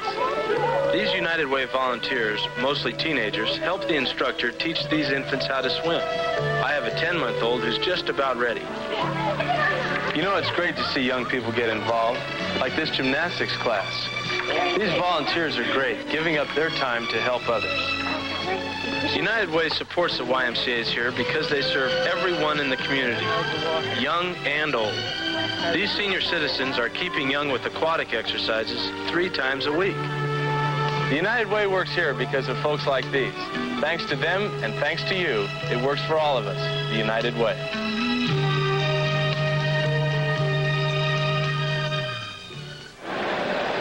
Preceding announcement furnished as a public service by the National Football League, and nicely done by Dan Fouts. His father, Bob, had a chance to chat with him before the game today. Not only proud, but you'll recall him as the voice of the 49ers back in the 50s and 60s on network television. Of course, Dan then had an opportunity to sit on the bench of the 49ers. He gives it to Mike Thomas. Out to the 42-yard line. That's far short of the first down. Jack Ham made the tackle. Clock running 24 seconds, and now Pittsburgh calls the time. I asked Father Fouts, Bob, about Dan as a youth. I said, did he have any heroes? And he said, well, John Brody was one, but he really tried to copy John Unitas. And isn't it ironic that Fouts, when he then came here with the Chargers, had a chance to be a teammate of the great Unitas and learn from his former hero. The one thing that's certainly similar, the fact that Fouts will stay in until the last second. He's not afraid to take it in the ribs or the head. He really does hang on to the football.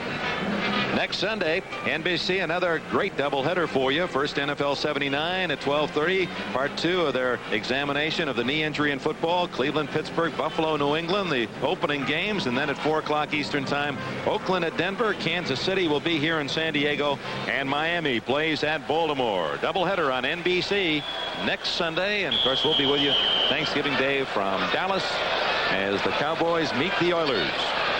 A 4th down kick by West, and 8 men are coming after him. Got to be trying to block this one. Got it out. And a good kick. All alone is Bell at the 18, 20, down at the 23. Clock stops on change of possession. 14 seconds left for Pittsburgh.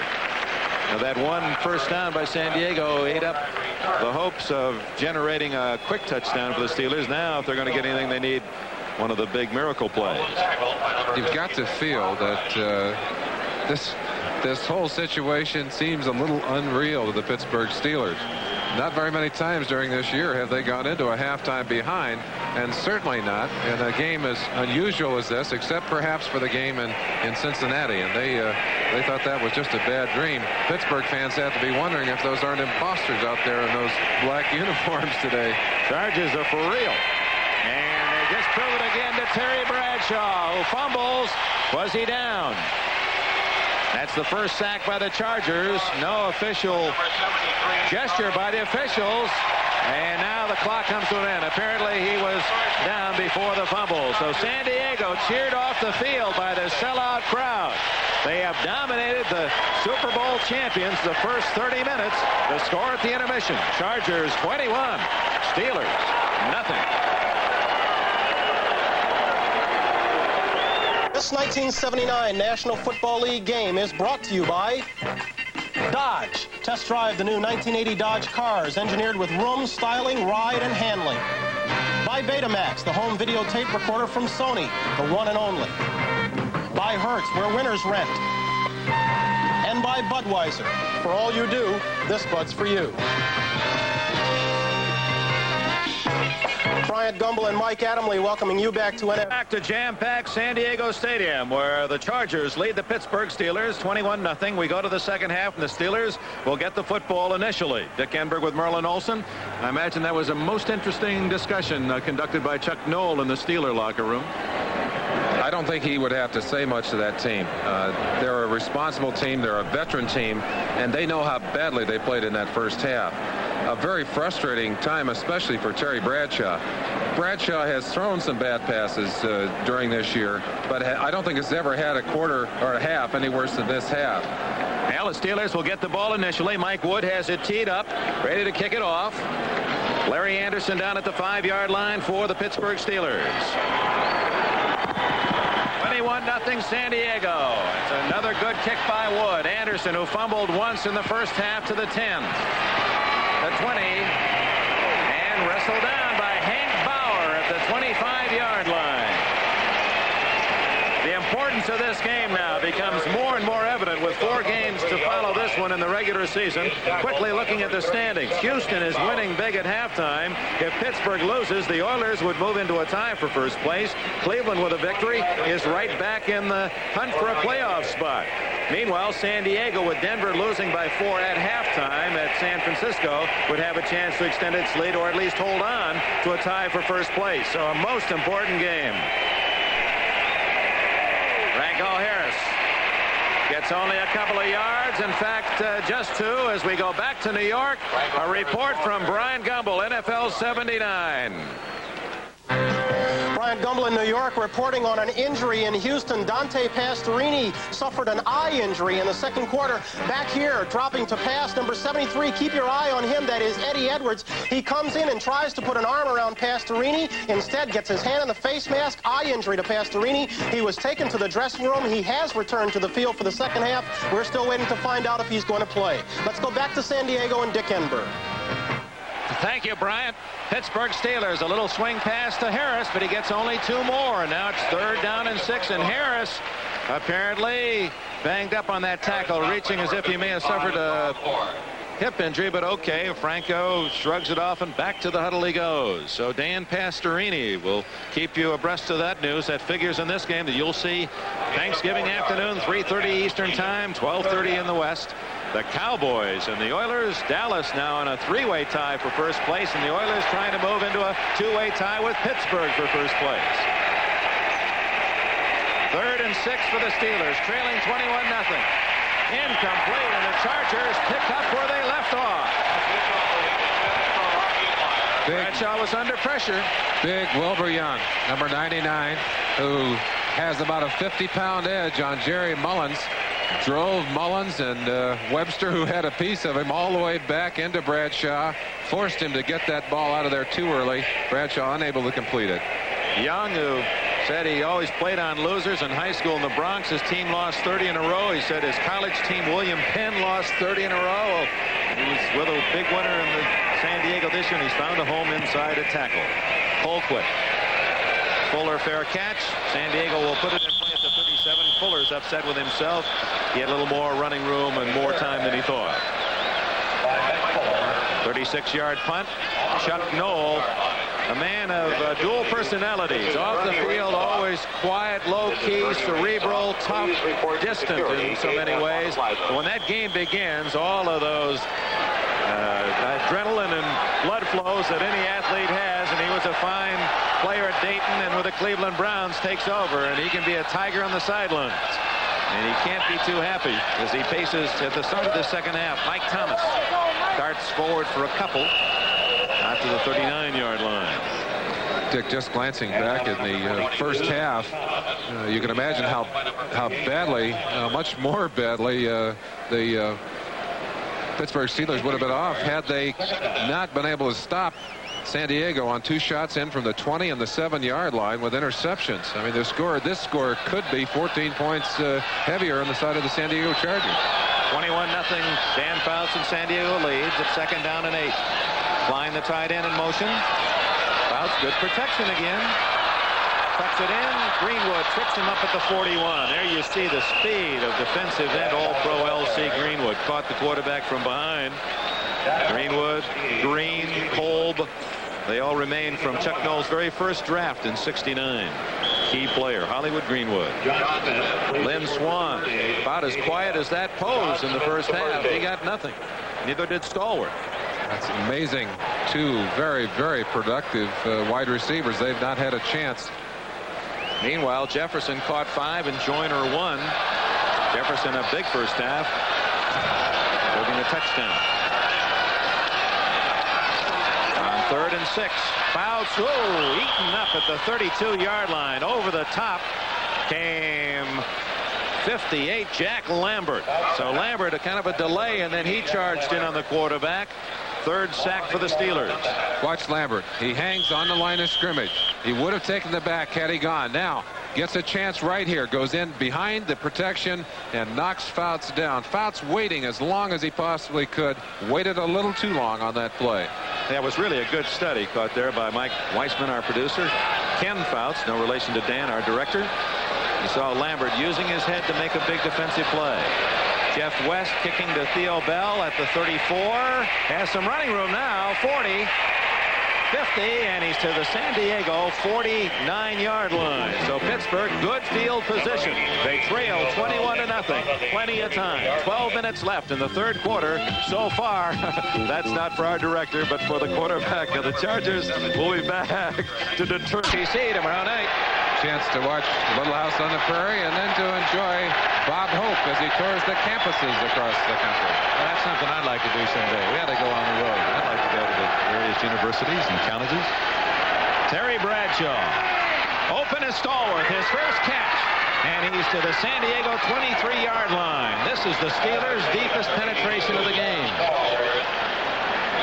very important at the beginning of this second half for one of these teams to determine the direction the second half is going to take. The Chargers definitely would like to maintain control. The Steelers fighting to get back into this game. If they can score here, they're explosive enough and have a good enough defense that they can get easily back into this football game. That yardage total leads the entire National Football League. 25 more for John Stallworth on his first catch today. Blyer out of the backfield in motion. A draw to Harris. No goal. Gary Johnson playing an outstanding game. 6'2" and 247 from Grambling. A #1 draft pick of the Chargers makes another tackle. That was a great draft for San Diego in '75. They got Johnson, they got Fred Dean and Louis Kelcher, 3/4 of their defensive line. Of course, Kelcher injured this season. Gary Johnson, nicknamed Big Hands. His hands were big enough to get a good grip on Harris's jersey, keep him from going anywhere. A lot of adrenaline still flowing on that field for these Chargers. A loss of a yard plus. Call it 2nd and 11 for Bradshaw at the San Diego 24. Flag down, complete to Harris, who gets to the 19-yard line. We'll check the penalty flag. Mike Williams, number 29 from LSU, came up from the right corner to make the tackle. Let's pass out a few bouquets to that Chargers secondary. One of the reasons Bradshaw has not been able to go to them today is that they have really done a job of coverage on the deep receivers. He's had to go to his backs more often than he would have liked. Marlin, statistics are so misleading. Mike Williams has 1 interception all year, and Willie Buchanan, the other corner, has none, and yet they played well. Number 73 on the defense, still 2nd down. Charles Dejournay, a little too eager to get in there. Got in ahead of the count. Given a 5-yard penalty. He's going to be second. About a little less than 7 yards to go. Harris hitting the backfield, breaks a tackle and gets a yard or 2. And it was Gary Johnson again infiltrating the backfield of the Steelers. Bob Horn finally put the stopper on Harris. We pause briefly for station identification. This is the NBC Television Network. KYW TV3, Philadelphia. Dick Enberg, Merlin Olsen, San Diego Stadium. This game sold out for more than 10 weeks, and the Charger fans have not been disappointed. 21-0 San Diego. 10 minutes left, 3rd quarter. Steelers a big 3rd down and 4. Harris breaks a tackle, has the 1st down. He's at the 9-yard line. Mike Fuller dragged down Franco Harris, and the Steelers, for the first time today, are 1st and goal. Number 55, Bob Horn, who's had a big day, just banging his fist into his hand. He had a piece of Franco, had him stop. He wouldn't have had the 1st down. Give you a chance to look at it at home. Bradshaw back, 3rd and about 3 yards to go. Just drops it off to Harris. Wants him to run with the football. Has the tackle right there. And Harris stepped out of the grass. Fuller gets him down, but he does have the 1st down, 9-yard line. Stallworth and Swan to the left. Bradshaw looking for one of them. It is Stallworth, complete at the 2. He was at the goal line, came out to get the ball with Mike Williams making the tackle. It'll be 2nd and goal. Even though the Chargers have done a fine job of shutting down these wide receivers in this game, I just can't imagine being able to pick a better pair of wide receivers than Swan and Stallworth. Both are such incredible athletes. You saw some of that athletic ability on that particular play. And, of course, the 2 wide receivers leave the field as they put in the big troops to try and knock it into the end zone. Randy Grossman is the wing on the right. Larry Brown, one of the tight ends, is to give to Blyer, skipping into the end zone for a touchdown. Blyer's 3rd score of the year, and we'll see how big emotionally that touchdown is for the Super Bowl champs. Something very interesting on the field. Most teams score a touchdown and they're jumping and hanging on to each other and hugging each other. For these Steelers, they said, all right, that's what we said we were going to do. A very mechanical performance in some ways, but again, that reflects the confidence of this team. Matt Barr out of Colquitt's hold for the extra point. It's good. So the Steelers are on the board with 8 minutes and 30 seconds remaining in the 3rd quarter. San Diego's lead is cut by 7. It's now Chargers 21. Rocky Blyer's touchdown has given the Steelers 7.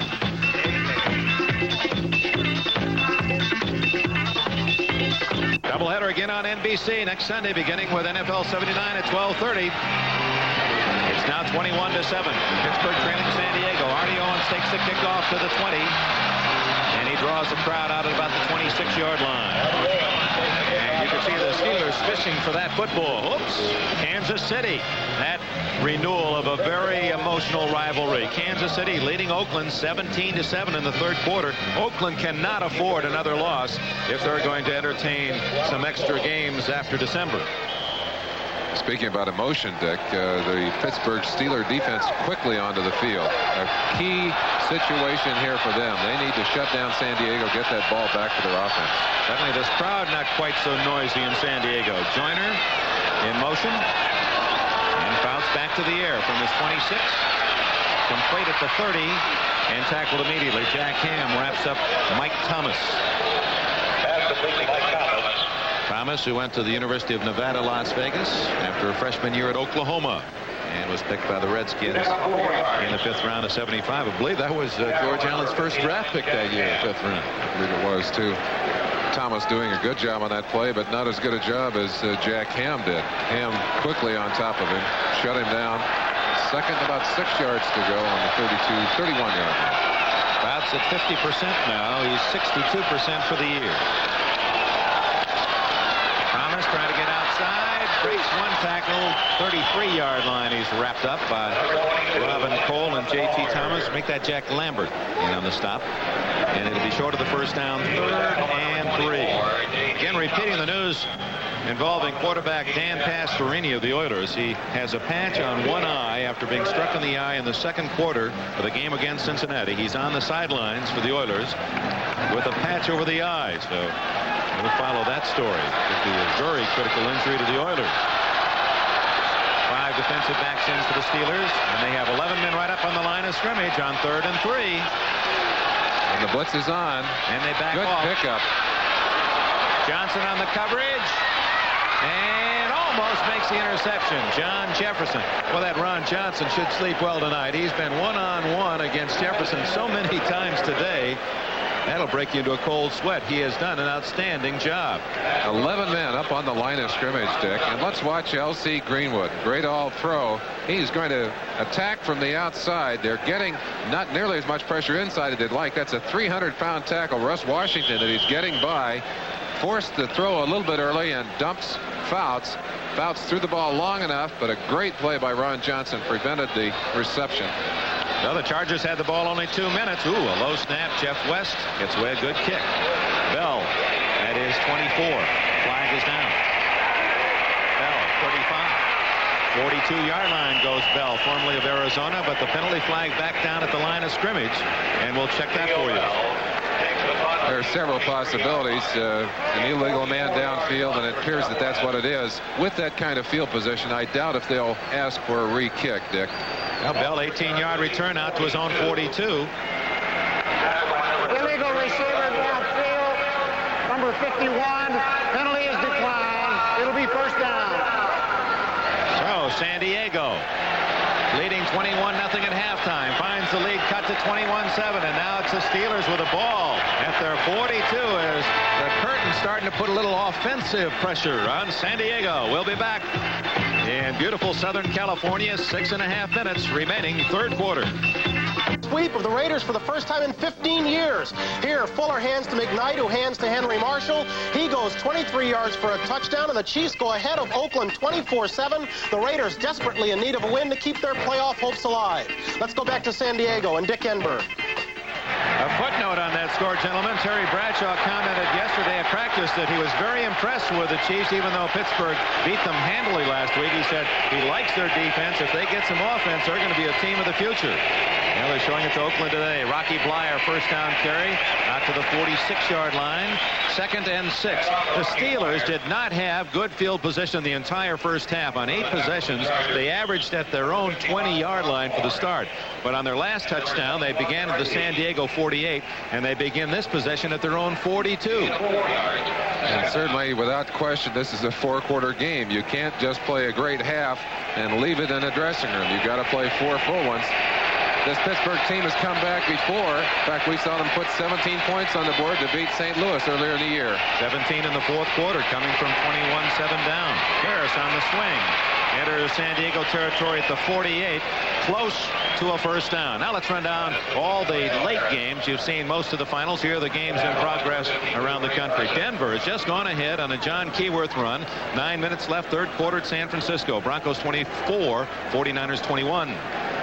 Tampa Bay feeling some pressure from the Bears, rolling against the Giants 24-3.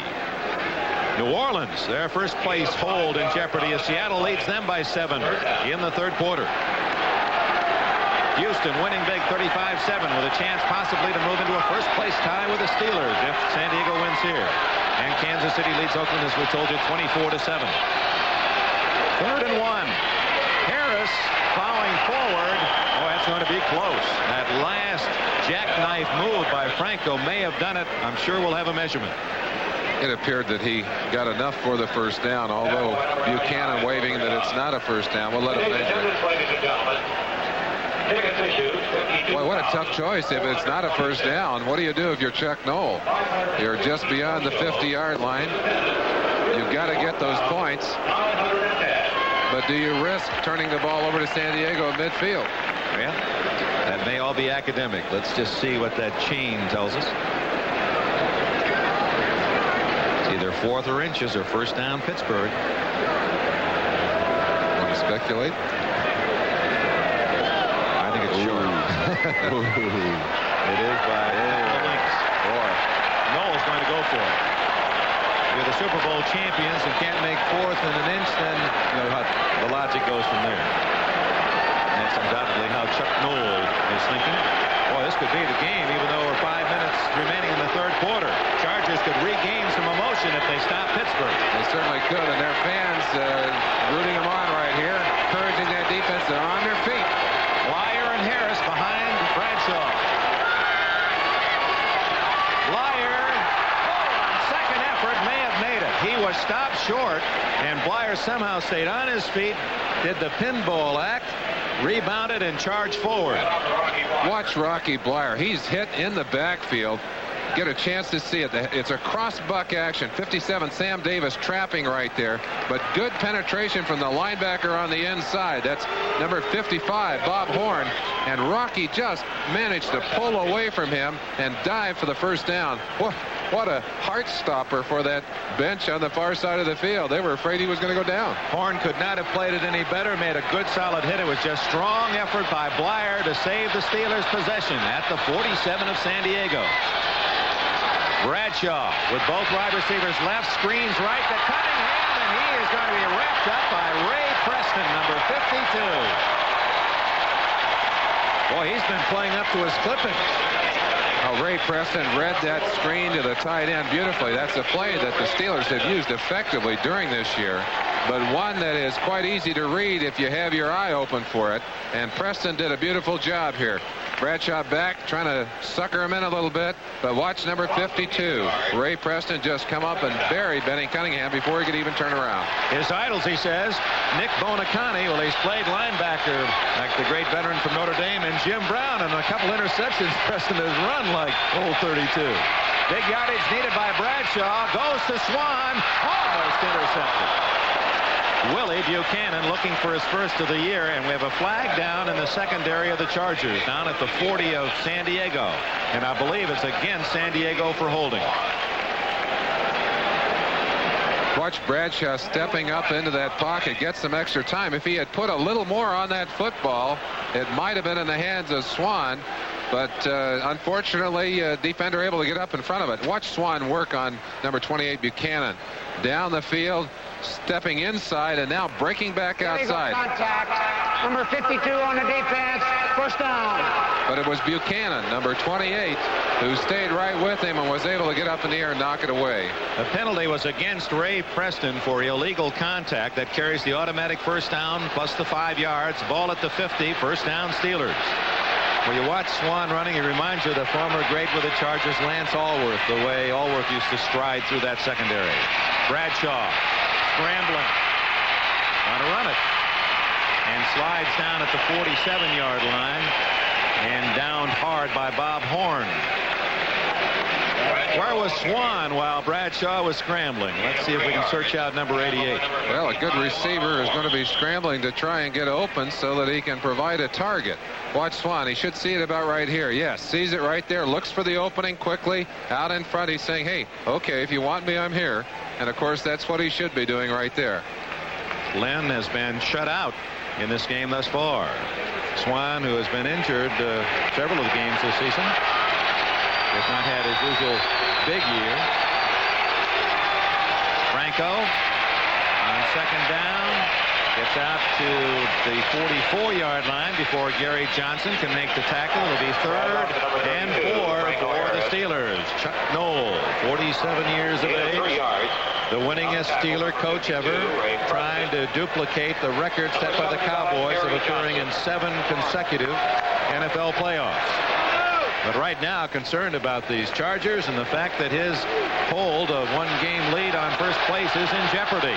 2 minutes, 15 seconds left, third quarter. A key 3rd and 4. Good protection. Going long for Stallworth. And Stallworth had to slow up for it, and that allowed the Chargers to come in. Fuller and Williams and break up the play. Give you a chance to see it plenty of time for Bradshaw as he gets out around the rush. Watch him right here. A little fake. Dean goes in. Kolb does a good job of cutting him down, and Bradshaw fires it deep. Now, Stallworth had the break on him, but the ball hangs for a long time. Stallworth tries for a very tough catch, but 2 defenders there. Fuller actually batted it away. And it would appear that Chuck Noll is willing to gamble it all right here. 4th and 4. He's got his offense still on the field. He's not going to kick it away. Mike Fuller, excellent play to deny the touchdown. 4th down 4. 3 wide receivers in. Smith left. Swan and Stallworth slotted to the right. Over the middle to Blyer. Oh, he breaks a tackle and gets the first down again. He was right at the 40. A flag is down, by the way.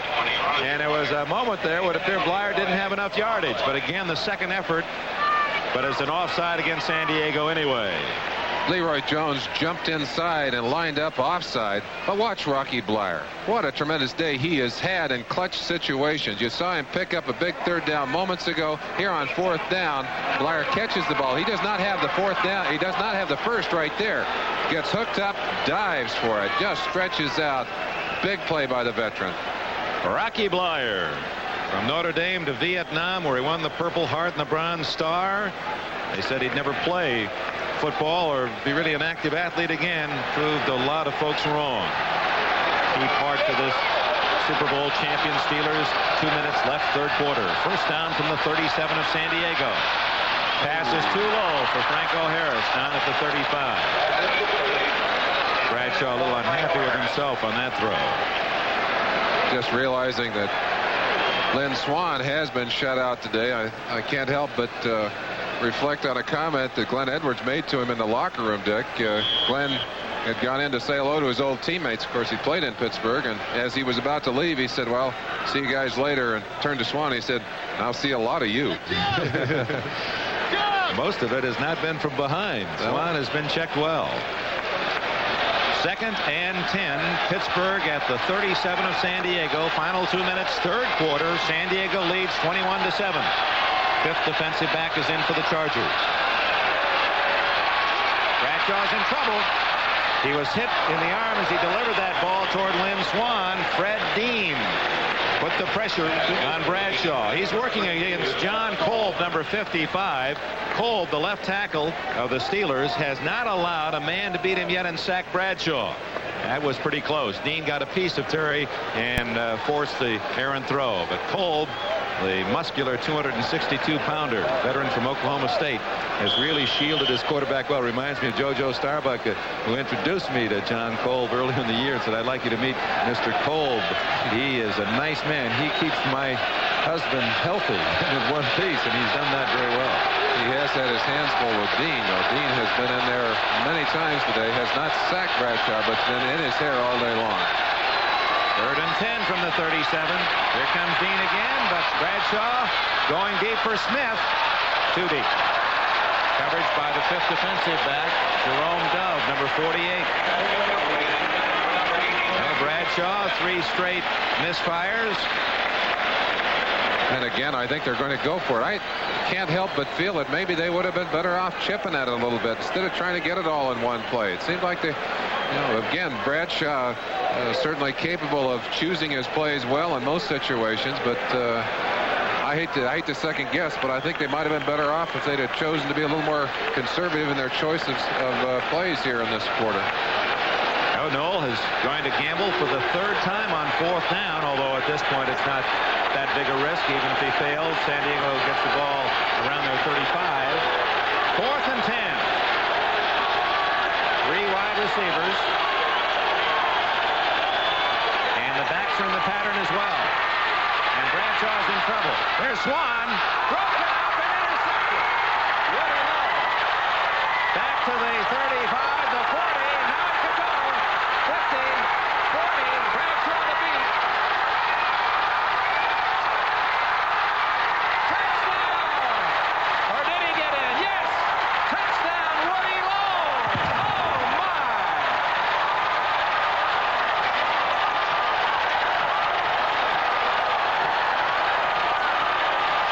76-yard touchdown, his 2nd of the year for Woody Lowe.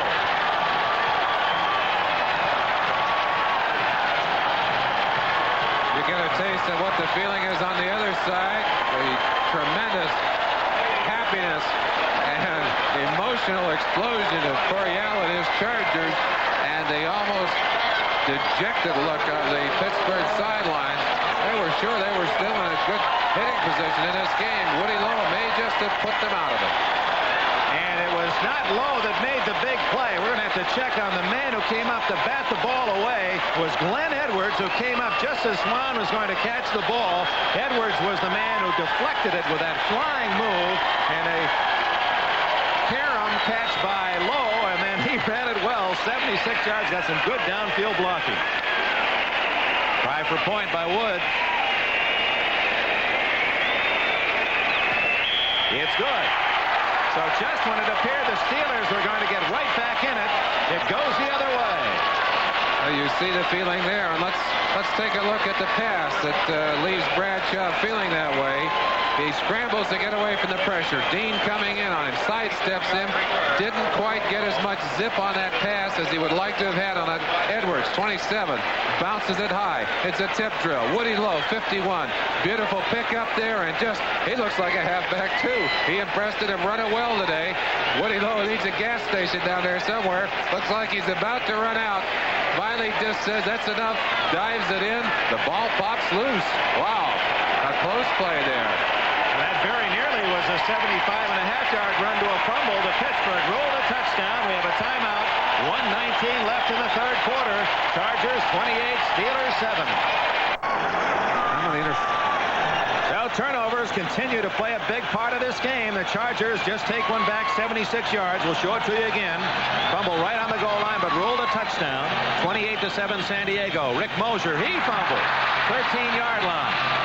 Mosier, 17, 18, that'll be it. Let's go back to the touchdown by Lowe. First, a look at Lynn Swan, the intended receiver.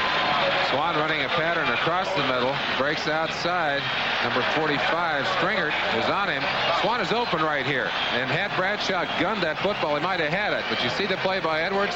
Woody Lowe breaking away with it. Now, watch Edwards at the end of the run. It appeared that he may have fumbled the football, but looking closely at it, he apparently popped the ball loose as he hit the ground on the goal line. We'll give you a closer look at that now. Quickly from another angle. Watch it. If the elbow is down, still possession, elbow fumbles there, and the ball was ruled to be right on the goal line. It only has to touch that final white line, and it was so ruled in a touchdown, but ever so close for San Diego. But now the Chargers fired again. They've regained the momentum. give you another look at that last play, because I'm sure Pittsburgh fans were shaking their heads and wondering if maybe they hadn't been, the fumble hadn't been taken away from them. But it would appear that he did have control until he hit the ground. Therefore, there is no fumble. Ruled a touchdown. Steve Corson, 77, falling on the football. We do not know what's wrong with Jerry Mullins. He's not been playing in the second half. Second down, 12 from the 17. Wilbur Young appeared to be offside. Bradshaw goes through with a play to Swan, complete at the 30, and tackled immediately at the 31 by Pete Shaw. Well, if I were to guess, unless Mullins is hurt, I would guess that 50 pounds he has to give up to Wilbur Young has encouraged them to put Steve Corson, a much bigger and stronger player, into the game. Dick, while we're looking at this, it might be good to reflect on one of Coryell's decisions when he first came to San Diego. Coryell was not really that interested in putting together a defensive staff. San Diego had a young defensive team that had started to play well. He kept the defensive staff intact. Jackie Simpson and Jerry Smith and Larry Weaver, the defensive coordinator, and they have done an excellent job of putting together this San Diego defense. And it's reflected itself today against the team regarded as the best in football. Bradshaw trailing by 3 scores, hits Swan back-to-back, first down at the 44, and Swan pays the price. Mike Fuller, 42, part of that sandwich tackle. Swan, too good a receiver to be shut out all day, but there are a lot of points to make up in this ball game, and not a great deal of time. In fact, we're down to double zeros in the third quarter. The end of 3 periods in San Diego. Sellout crowd of 51,910. Having a chance again to cheer the local favorites, the Chargers. They lead Pittsburgh going into the final quarter, 28-7. New York reporting that even as the Chargers romp in San Diego, the Broncos are keeping pace in San Francisco by scoring 21 second-half points to lead the 49ers. Here, Otis Armstrong breaks off left tackle, gets 25 yards before he is dragged down from the side. And then from there, Craig Morton at the controls of the Denver offense. He goes up top from the 9-yard line a couple of plays later, finds his fine tight end Riley Odoms for the touchdown, and Denver goes out in front of San Francisco in the third period by a score of 31-21. The Broncos and Chargers staying atop while the Raiders lose in the AFC West. Let's go back to San Diego and Dick Enberg. Thank you, Bryant. Oh, it's going to be interesting as we look ahead. 4 games to go, not only to the playoff spots, the 3 champions plus the 2 wild card teams. That's only 5, and we've got 6 teams right now that will finish today at least 8-4. And how about home field advantage? Something that has certainly worked well for the Steelers down through the years. Cunningham unable to latch onto that pass at the 29 of San Diego as Mike Fuller, perhaps the smallest of the strong safeties in the NFL at 5'9", has played a big game. We've given you a graphic briefly there on the San Diego schedule for the remainder of the year, and they are going to have 3 home games: Kansas City, Atlanta, and Denver. The only game away in New Orleans in the Superdome. That certainly would seem to favor them in their race with Denver. Denver having to finish the season with 3 games on the road. They're at home next week against Oakland, a game that we'll be doing on Sunday, Dick. And then 3 times in a row, they're on the road against Buffalo, Seattle, and San Diego. So if San Diego continues the way they are today, they will have an edge going into the final part of the season. Meanwhile, 28-7 deficit facing Bradshaw, trying to generate something. That could be intercepted. Oh, it fell in an open spot. And number 71, Fred Dean again. He hasn't had a sack today, but Bradshaw's got a number 71 on his hip, I think.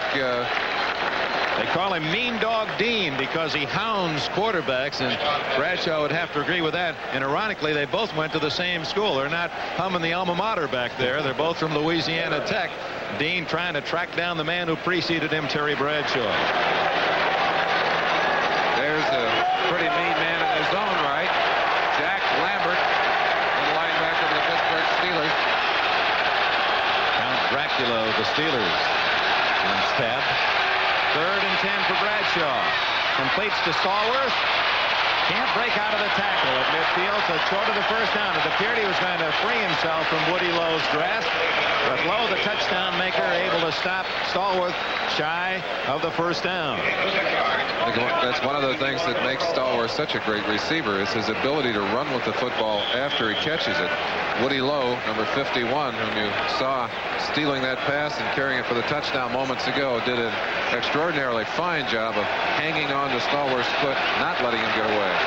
Ellis Steelers have to score. They trail 28-7, so they go for it. 4th and 4.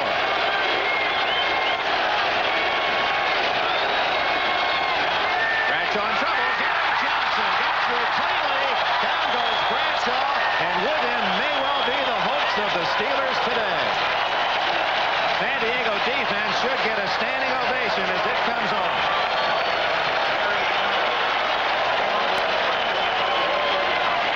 Gary Johnson's wife in the stands, and you can see her happiness. It's a weary San Diego. Terry Bradshaw twice and kept the pressure on him all day long. So San Diego with the lead has the ball at the Pittsburgh 40-yard line. The score, San Diego 28, the Steelers 7. Great preview of our top figure. Now they're trying to zone pickup. Number 55, Cobb, actually supposed to pick up number 79. We'll show you the end of that play in just a second. Meanwhile, San Diego with the ball at the 40, a flag down, and so is Clarence Williams at the 36-yard line. Let's go back to the big play, stopping Bradshaw and gaining possession for the Chargers. Watch the line stunt now. Johnson breaks into the gap. They try to zone pickup. Number 55, as I said, responsible to stop Johnson. He just broke the gap and is all alone on the blind side of Terry Bradshaw. Actually ended up stripping the ball, although the official had called it dead. You see him right there. Boy, he almost tore Terry's arms off. Now, San Diego last year was 3rd in the NFL in sacks with 54 behind Dallas 58 and Detroit's 55. Came into this game with 30 sacks. Bradshaw had no chance that time. Penalty against San Diego. It's 1st and 15. The Steelers, should they lose, will be tied with Houston apparently 9-3. San Diego and Denver, if they both win, would be 9-3. 4 teams in the AFC with the same record. Fumbled by Thomas. Boy, the ball is bouncing. Fumbles again. And let's see who gets it this time. The Steelers say they have it. Got a little fisticuff going over there, right there. Ron Johnson and Greg McCrary were going at it. No, I think it's Blunt. Mel Blunt. Mel Blunt, too. Johnson trying to keep Blunt out of it. I think we're going to have a couple of early showers after that skirmish. Well, we may well do. But that's, you know, at this point in the game, Pittsburgh has to be frustrated mostly by their own ineffectiveness during the day, Dick. They did not play well in the first half offensively. Their defense went to sleep in the second quarter and didn't really wake up too much in this second half. And they really killed themselves with their own mistakes. I think probably Bradshaw has played one of his worst, if not his worst game of the year. He has thrown repeatedly into the mouth of the defense and has given up a number of turnovers that have really spelled the difference in this game. Steelers, however, may have the ball here despite the penalty. That's what they're trying to iron out, the penalty after change of possession. Let's hear Red Cashin. After the fumble, unnecessary roughness number 47, unnecessary roughness number 88, be first down from right here.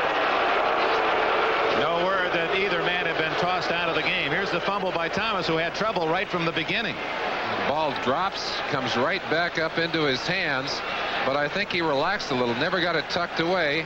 At 67, Gary Dunn, he gets a piece of him, and 68, L.C. Greenwood just buries him, the ball cleanly loose, and the Steelers get a hold of it, but that's about the time that the fisticuffs started up behind the play. There you saw it right there. McCrary, after the play, unloaded on Blunt. I don't blame him for being angry. Steelers, plenty of time, 13 and a half minutes left. The Harris give is out to the 48-yard line before Bob Horn can make the tackle. 13 minutes and 30 seconds remain. San Diego leads 28-7. A big interception for touchdown with the Steelers pulling within 14 and having the ball deep in San Diego territory. Pass interception by Woody Lowe here in the second half. A 76-yard touchdown run by Lowe, turning things back emotionally for San Diego. But the Steelers now with a fumble recovery trying to get into the game. Bradshaw guns it to Harris, short of the first down. It'll be 3rd and 1. Bob Horn again on the stop. Franco Harris couldn't get his footing on that play, and I'd have to again say that this is a team that's used to practicing on and playing on artificial turf, a surface that's much quicker than the natural turf and easier to get a grip on with your cleats. Harris reached for it, and his feet kind of slipped out from underneath him. Did not get the first down. I think would have had it on the artificial turf. Merlin, you suddenly look at this game despite San Diego's 21-0 lead going into the second half. Steelers get a touchdown. had possession on the interception in San Diego territory. Bradshaw was just sacked in his own territory. They still get the ball back. There have been opportunities for the Steelers, but he's denied. Harris does not get the first down. Fred Dean, 71, spearheaded the charge, and Jack Lambert showing disgust on his face. Well, you've got to admire the way the San Diego defense has played today. Been said that they were capable but inconsistent, and they have been consistently good in the way they have mauled this Steeler offense during this full afternoon. So they lose a yard, the Steelers, so it's 4th and 2 at the San Diego 49. This could be their last hope. They need to maintain possession and score to get back in it. Harris stops at the 50. The Chargers do it again. Gary Johnson, 79, with another big play, and Chuck Noll can't believe it. Looks as if he's saying, what was the call? Well, the Chargers obviously had the right defense for it. Timeout, 11.5 minutes remaining in San Diego, where the Chargers hold on to the 21-point lead. In New York, reporting that in Oakland, the Raiders are coming back against the Chiefs. This touchdown of 3 yards, Kenny Stabler to the corner of the end zone. Cliff Branch has beaten Gary Green. The Raiders now within 3. It's 24-21. Back to San Diego and Dick Enberg. Thank you, Brian. So it's exciting with Raiders and the Chiefs. Those usually come down to the final minutes, but for the Steelers, time may be too short here in San Diego. 28-7 Chargers, and they have the ball at midfield. Dan Fouts, 1 touchdown pass today. Figures they'll stay on the ground. Clarence Williams cutting back inside a block. Gets 3 to the Pittsburgh 47. Steve Burnett, 64, with a tackle for the Steelers. And the defense has no choice. The game this far out of control. They've got to try and tackle the football. Try and play aggressively, blitz and stunt. Try and knock that ball loose and get a turnover. Because if they don't, and allow San Diego to control the football, they'll lead up that clock. 11:05, 11:04, and really time is their enemy now more than the Chargers.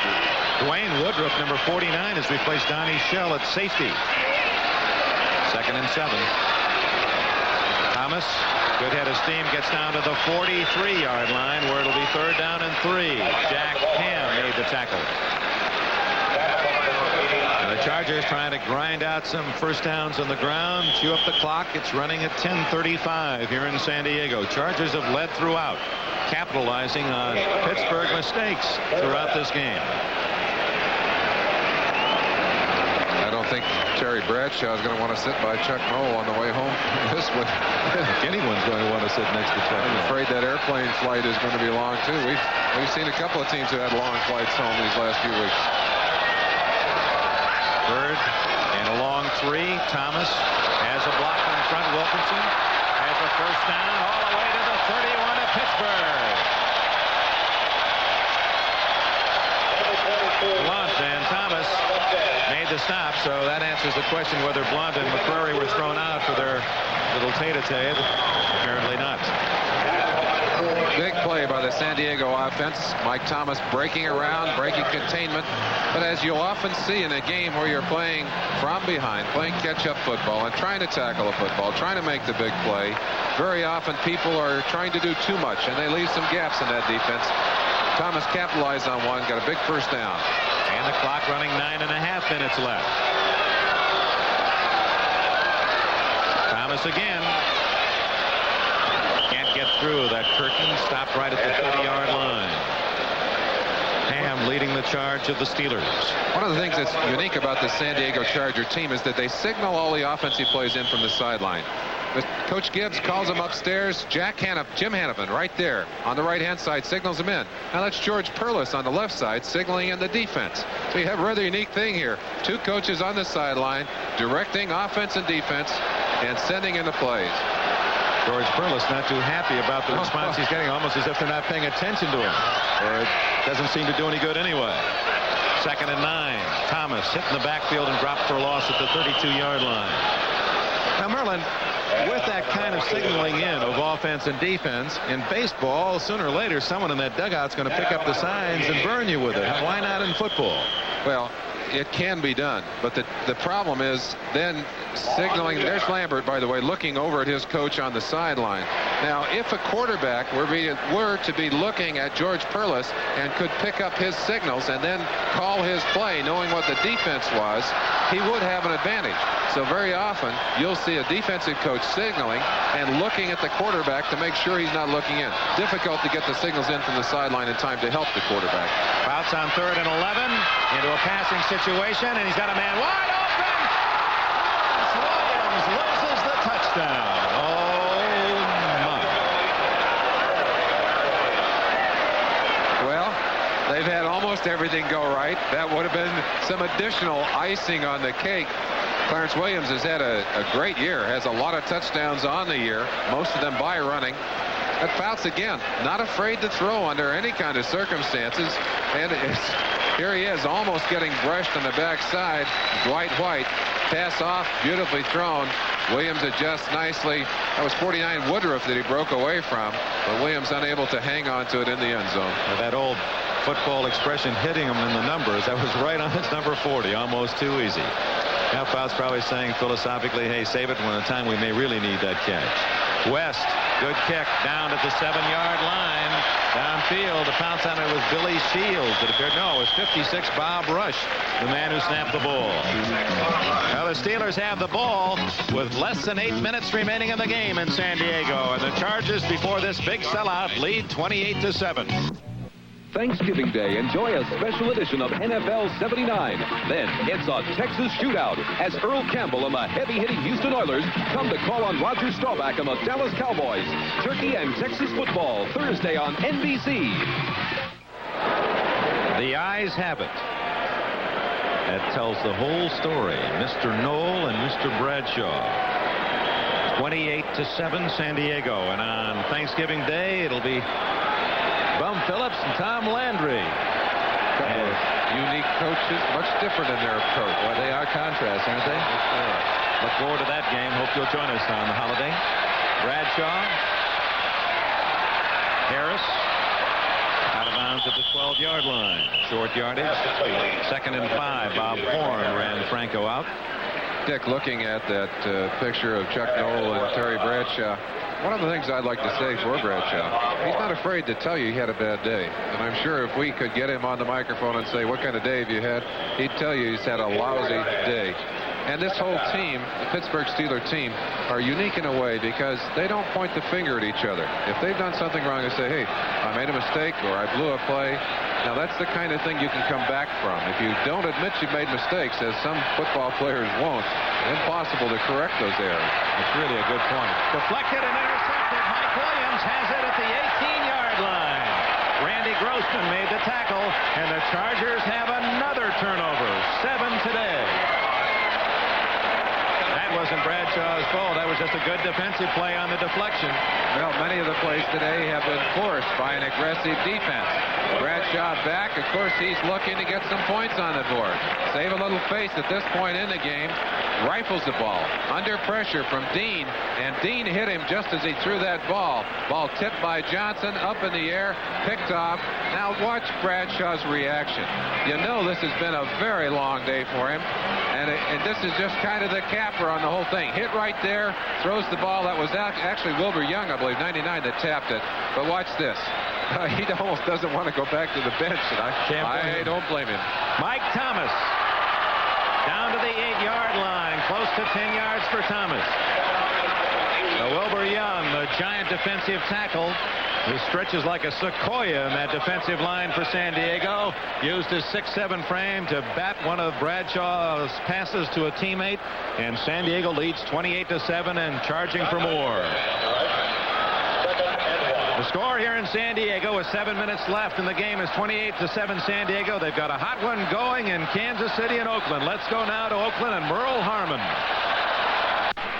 And here in Oakland, California, Merle Herman and George Coons with you as we welcome those of you who've been watching the Pittsburgh-San Diego game. Kansas City has a 3-point lead over Oakland. We're a minute 50 seconds away from the end of the game. The Stay Blue has been hot. tries to hit Dave Casper as tight end, and Christopher had the coverage on the play. So Stabler was thrown for 3 touchdowns this afternoon, trying to rally the Raiders to a victory. They've got to win this afternoon to stay in the AFC Western Division race. And Stabler kind of shaking his head. He's thrown for 211 yards this afternoon. He's now faced with a 3rd down and 10 on his own 25 at a minute 45 seconds remaining. George Kuhn. Oakland's having a hot 4th quarter. They're moving the ball well. Stabler looking to go to the people he's gone to in the past. That's Casper and now Cliff Branch. Let's see what he does here in this passing situation. And Stabler completes it to Booker Russell coming out of the backfield, and Russell's got the 1st down and is out of bounds on the 37-yard line. Chased out by Whitney Paul, number 53, the left linebacker. A 14-yard pickup on the pass play. Kenny Stabler this year, because of injuries in the offensive line, hasn't been getting the protection he's used to. But here, this little flip out, you'll see Russell catch the ball behind good screen blocking at first, but then all of a sudden, linebackers start up, coming up, getting in the way. Good run by Russell as he takes it downfield, forced out of bounds, stopping the clock. 1st down for Oakland, this time at their own 37. A minute 36 seconds left to play. Kansas City has led all the way in this game. Oakland has never been in the lead, but now they're rallying and trying to pull it out of the fire. Flags are down. Pass complete to number 89, Rich Martini, and let's see what the flag's about. I believe a holding call against Oakland. This game started with Kansas City scoring in the 1st period on a 4-yard touchdown run by Horace Belton. The Chiefs led 7-0 at the end of the 1st quarter. At halftime, it was Kansas City 10-7 as Stenerud had kicked a 41-yard field goal, and Stabler had hit Van Egan with a 2-yard touchdown pass. In the 3rd quarter, Terry Samuels recovered a fumble in the end zone for a Kansas City touchdown. And then Henry Marshall on an end around went 23 yards to put Kansas City ahead 24-7. Number 63, offense. And so Gene Upshaw hit with a holding penalty. But after Kansas City had gone ahead 24-7, Stabler rallied the Raiders the first time that they had really looked like the Raiders of old. He hit Ramsey with a 16-yard touchdown pass to close it 24-14 at the end of the 3rd quarter. Then he hit Cliff Branch for 4 yards and a touchdown with 7:28 to go, making it 24-21. On 1st and 20. Stabler has a man open. That's Dave Casper, the ever-reliable Dave Casper, and he's got a 1st down in the 48-yard line of Kansas City. And timeout for Oakland to stop the clock with a minute 14 seconds left. 25 yards picked up on the play. So we've got a timeout here. A minute 14 remaining. Kansas City 24, Oakland 21. We'll be right back. Campbell in New York reporting that in San Diego, the Chargers have scored yet again. This time, Hank Bauer going over from the 2. Chargers go out in front of the Steelers by the incredible score of 35-7. Let's go back to Oakland and rejoin Merle Harmon. All right, Brian, and Dave Casper's on the sideline now, but what a big play he just turned in. Well, you won't see Dave coming. Well, you see him on the right side of the screen where he fakes falling down, gets up. Kenny Stabler looking around, finally getting the ball to Casper, who makes a juggling catch. But watch the move as he runs by number 52, Howard, getting 25 yards for the Oakland Raiders inside the 50 of Kansas City. A minute 14 seconds left. Kansas City ahead by 3, but it's Branch at the 30, Branch at the 25 and out of bounds. And the Raiders are still alive. M.L. Carter had to chase him out of bounds after a 23-yard pickup as Stabler hits Branch on this crossing pattern.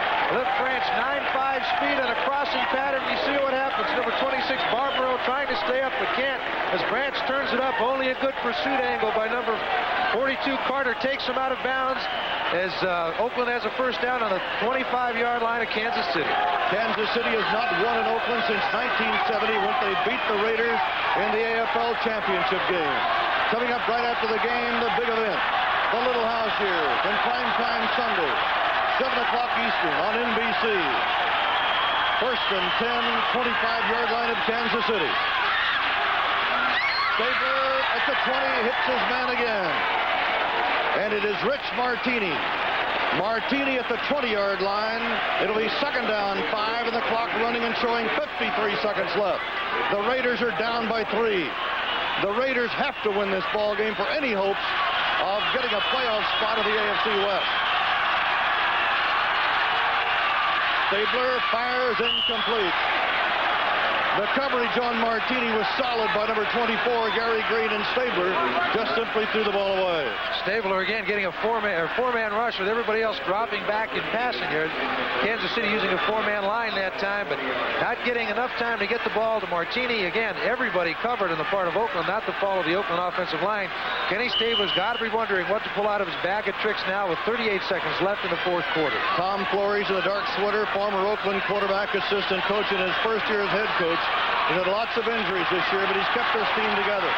Now they've got a 3rd down and 5 on a 20-yard line of Kansas City. Oakland trailing by 3. Stabler with some time. Throws back into the middle of the branch at the 10. He's down to the 8. And it'll be a fumble on the play, and let's see who's got the football. The play may have been dead. It was. It's Oakland's football, 1st and goal to go. And Oakland has called a timeout with 28 seconds remaining in this game. And it is a big play here. Here we have Cliff Branch. You'll see him getting the ball delivered by Stabler, taking it down inside the 10. Is he down before he fumbles? They say he is. And it'll be 1st down and goal to go with 28 seconds left. We have a timeout. Kansas City 24, Oakland 21. Can Oakland pull it out? Bryant Gumbel in New York reporting that in San Diego have committed their 8th turnover. The Chargers have picked off their 5th pass. Stabler throwing incomplete at the 1-yard line, or was it complete? Casper caught the ball, and apparently it is going to be a reception on the 1-yard line with 14 seconds remaining in the ball game. And again, Oakland calls a timeout to stop the clock. Now let's go to Bryant Gumbel in New York for an update. Again, Bryant Gumbel in New York reporting that in San Diego, the Steelers have committed their 8th turnover. The Chargers have picked off their 5th pass. This man, Woodrow Lowe, his 2nd of the day. The Chargers are out in front and coasting in the final moments of that ball game. It is San Diego 35 and Pittsburgh 7 late in the 4th. Let's go back to Oakland and Merle Harmon. Thank you very much, Brian. And what a game we have here, and what an unbelievable game Pittsburgh is having down in San Diego. Cleveland in overtime beat Miami 30-24. Washington knocked off Dallas to force a 3-way tie in the NFC Central, beating Dallas by 14. Chicago staying alive, beating the Jets today by 10. And the Buffalo Bills on 4 field goals by Nick McAmeyer beat Green Bay by 19-12. New England swamped Baltimore to take over first place in the AFC East. And Philadelphia defeated St. Louis 16-13. Minnesota a winner over Detroit. And San Diego leading Pittsburgh big in the 4th quarter, and Jim Breach has come in to that huddle. We have 14 seconds remaining. He's down on the sideline, all huddled there, as Oakland will try to punch it in. Todd Christensen, Booker Russell, and Mark Van Egan. And Van Egan goes to the wing. It is a goal-to-go situation. And Stabler throws that ball up in the air. It bounces around. It goes incomplete. Stabler underhanded the ball as he was being tackled. You talk about throwing it into a crowd. Oh. Well, Stabler knew he didn't have any timeouts left. He only had 14 on the clock. He had to get rid of it, and the game was over. So as a result, he dumped it up and hoped for a call his way. 3rd down and 1 coming up.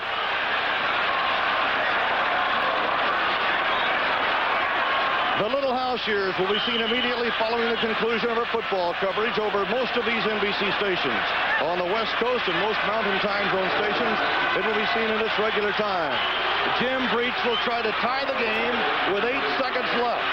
From the 8, Hum will hold it. It'll be an 18-yard effort. So it's all on the shoulders and the foot of Jim Breach. He pops it, and he missed it. Jim Breach missed a chip shot. Up close, maybe too close. Sometimes a team will take a 5-yard penalty to back the ball up a little bit. But Jim Breach missed it. Here we are, just a chip shot. You called it, Murrow, and he pulled it left. Look at his reaction as he sees it with 8 seconds to go. Now 5. His team is out of it. Jim Breach, I'm sure, a very disappointed man, as are all the Raiders. It looks as if the Raiders' playoff hopes are over for this year. And so, with 5 seconds left, a timeout as Jim Breach comes to the sideline. He leads Oakland scoring with 65 points. He missed one close end, and nobody feels worse than he does. And 5 seconds remain as Kansas City will try to lock it up. Oh, boy. And Marv Levy, seeing his team about to break a 5-game losing streak and to win its second game of the year over the Oakland Raiders, having beaten Oakland 35-7 earlier this year, and you feel for Jim Breach. So the Chiefs take the ball at the 20. Stay tuned for the Little House Cheers following over most of these stations and at the regular time on the West Coast, as Steve Fuller, the rookie quarterback from Clemson, goes to the ground to let the clock run, and it's all over. And that's the end of the ball game. And the final score, the Kansas City Chiefs 24, the Oakland Raiders 21.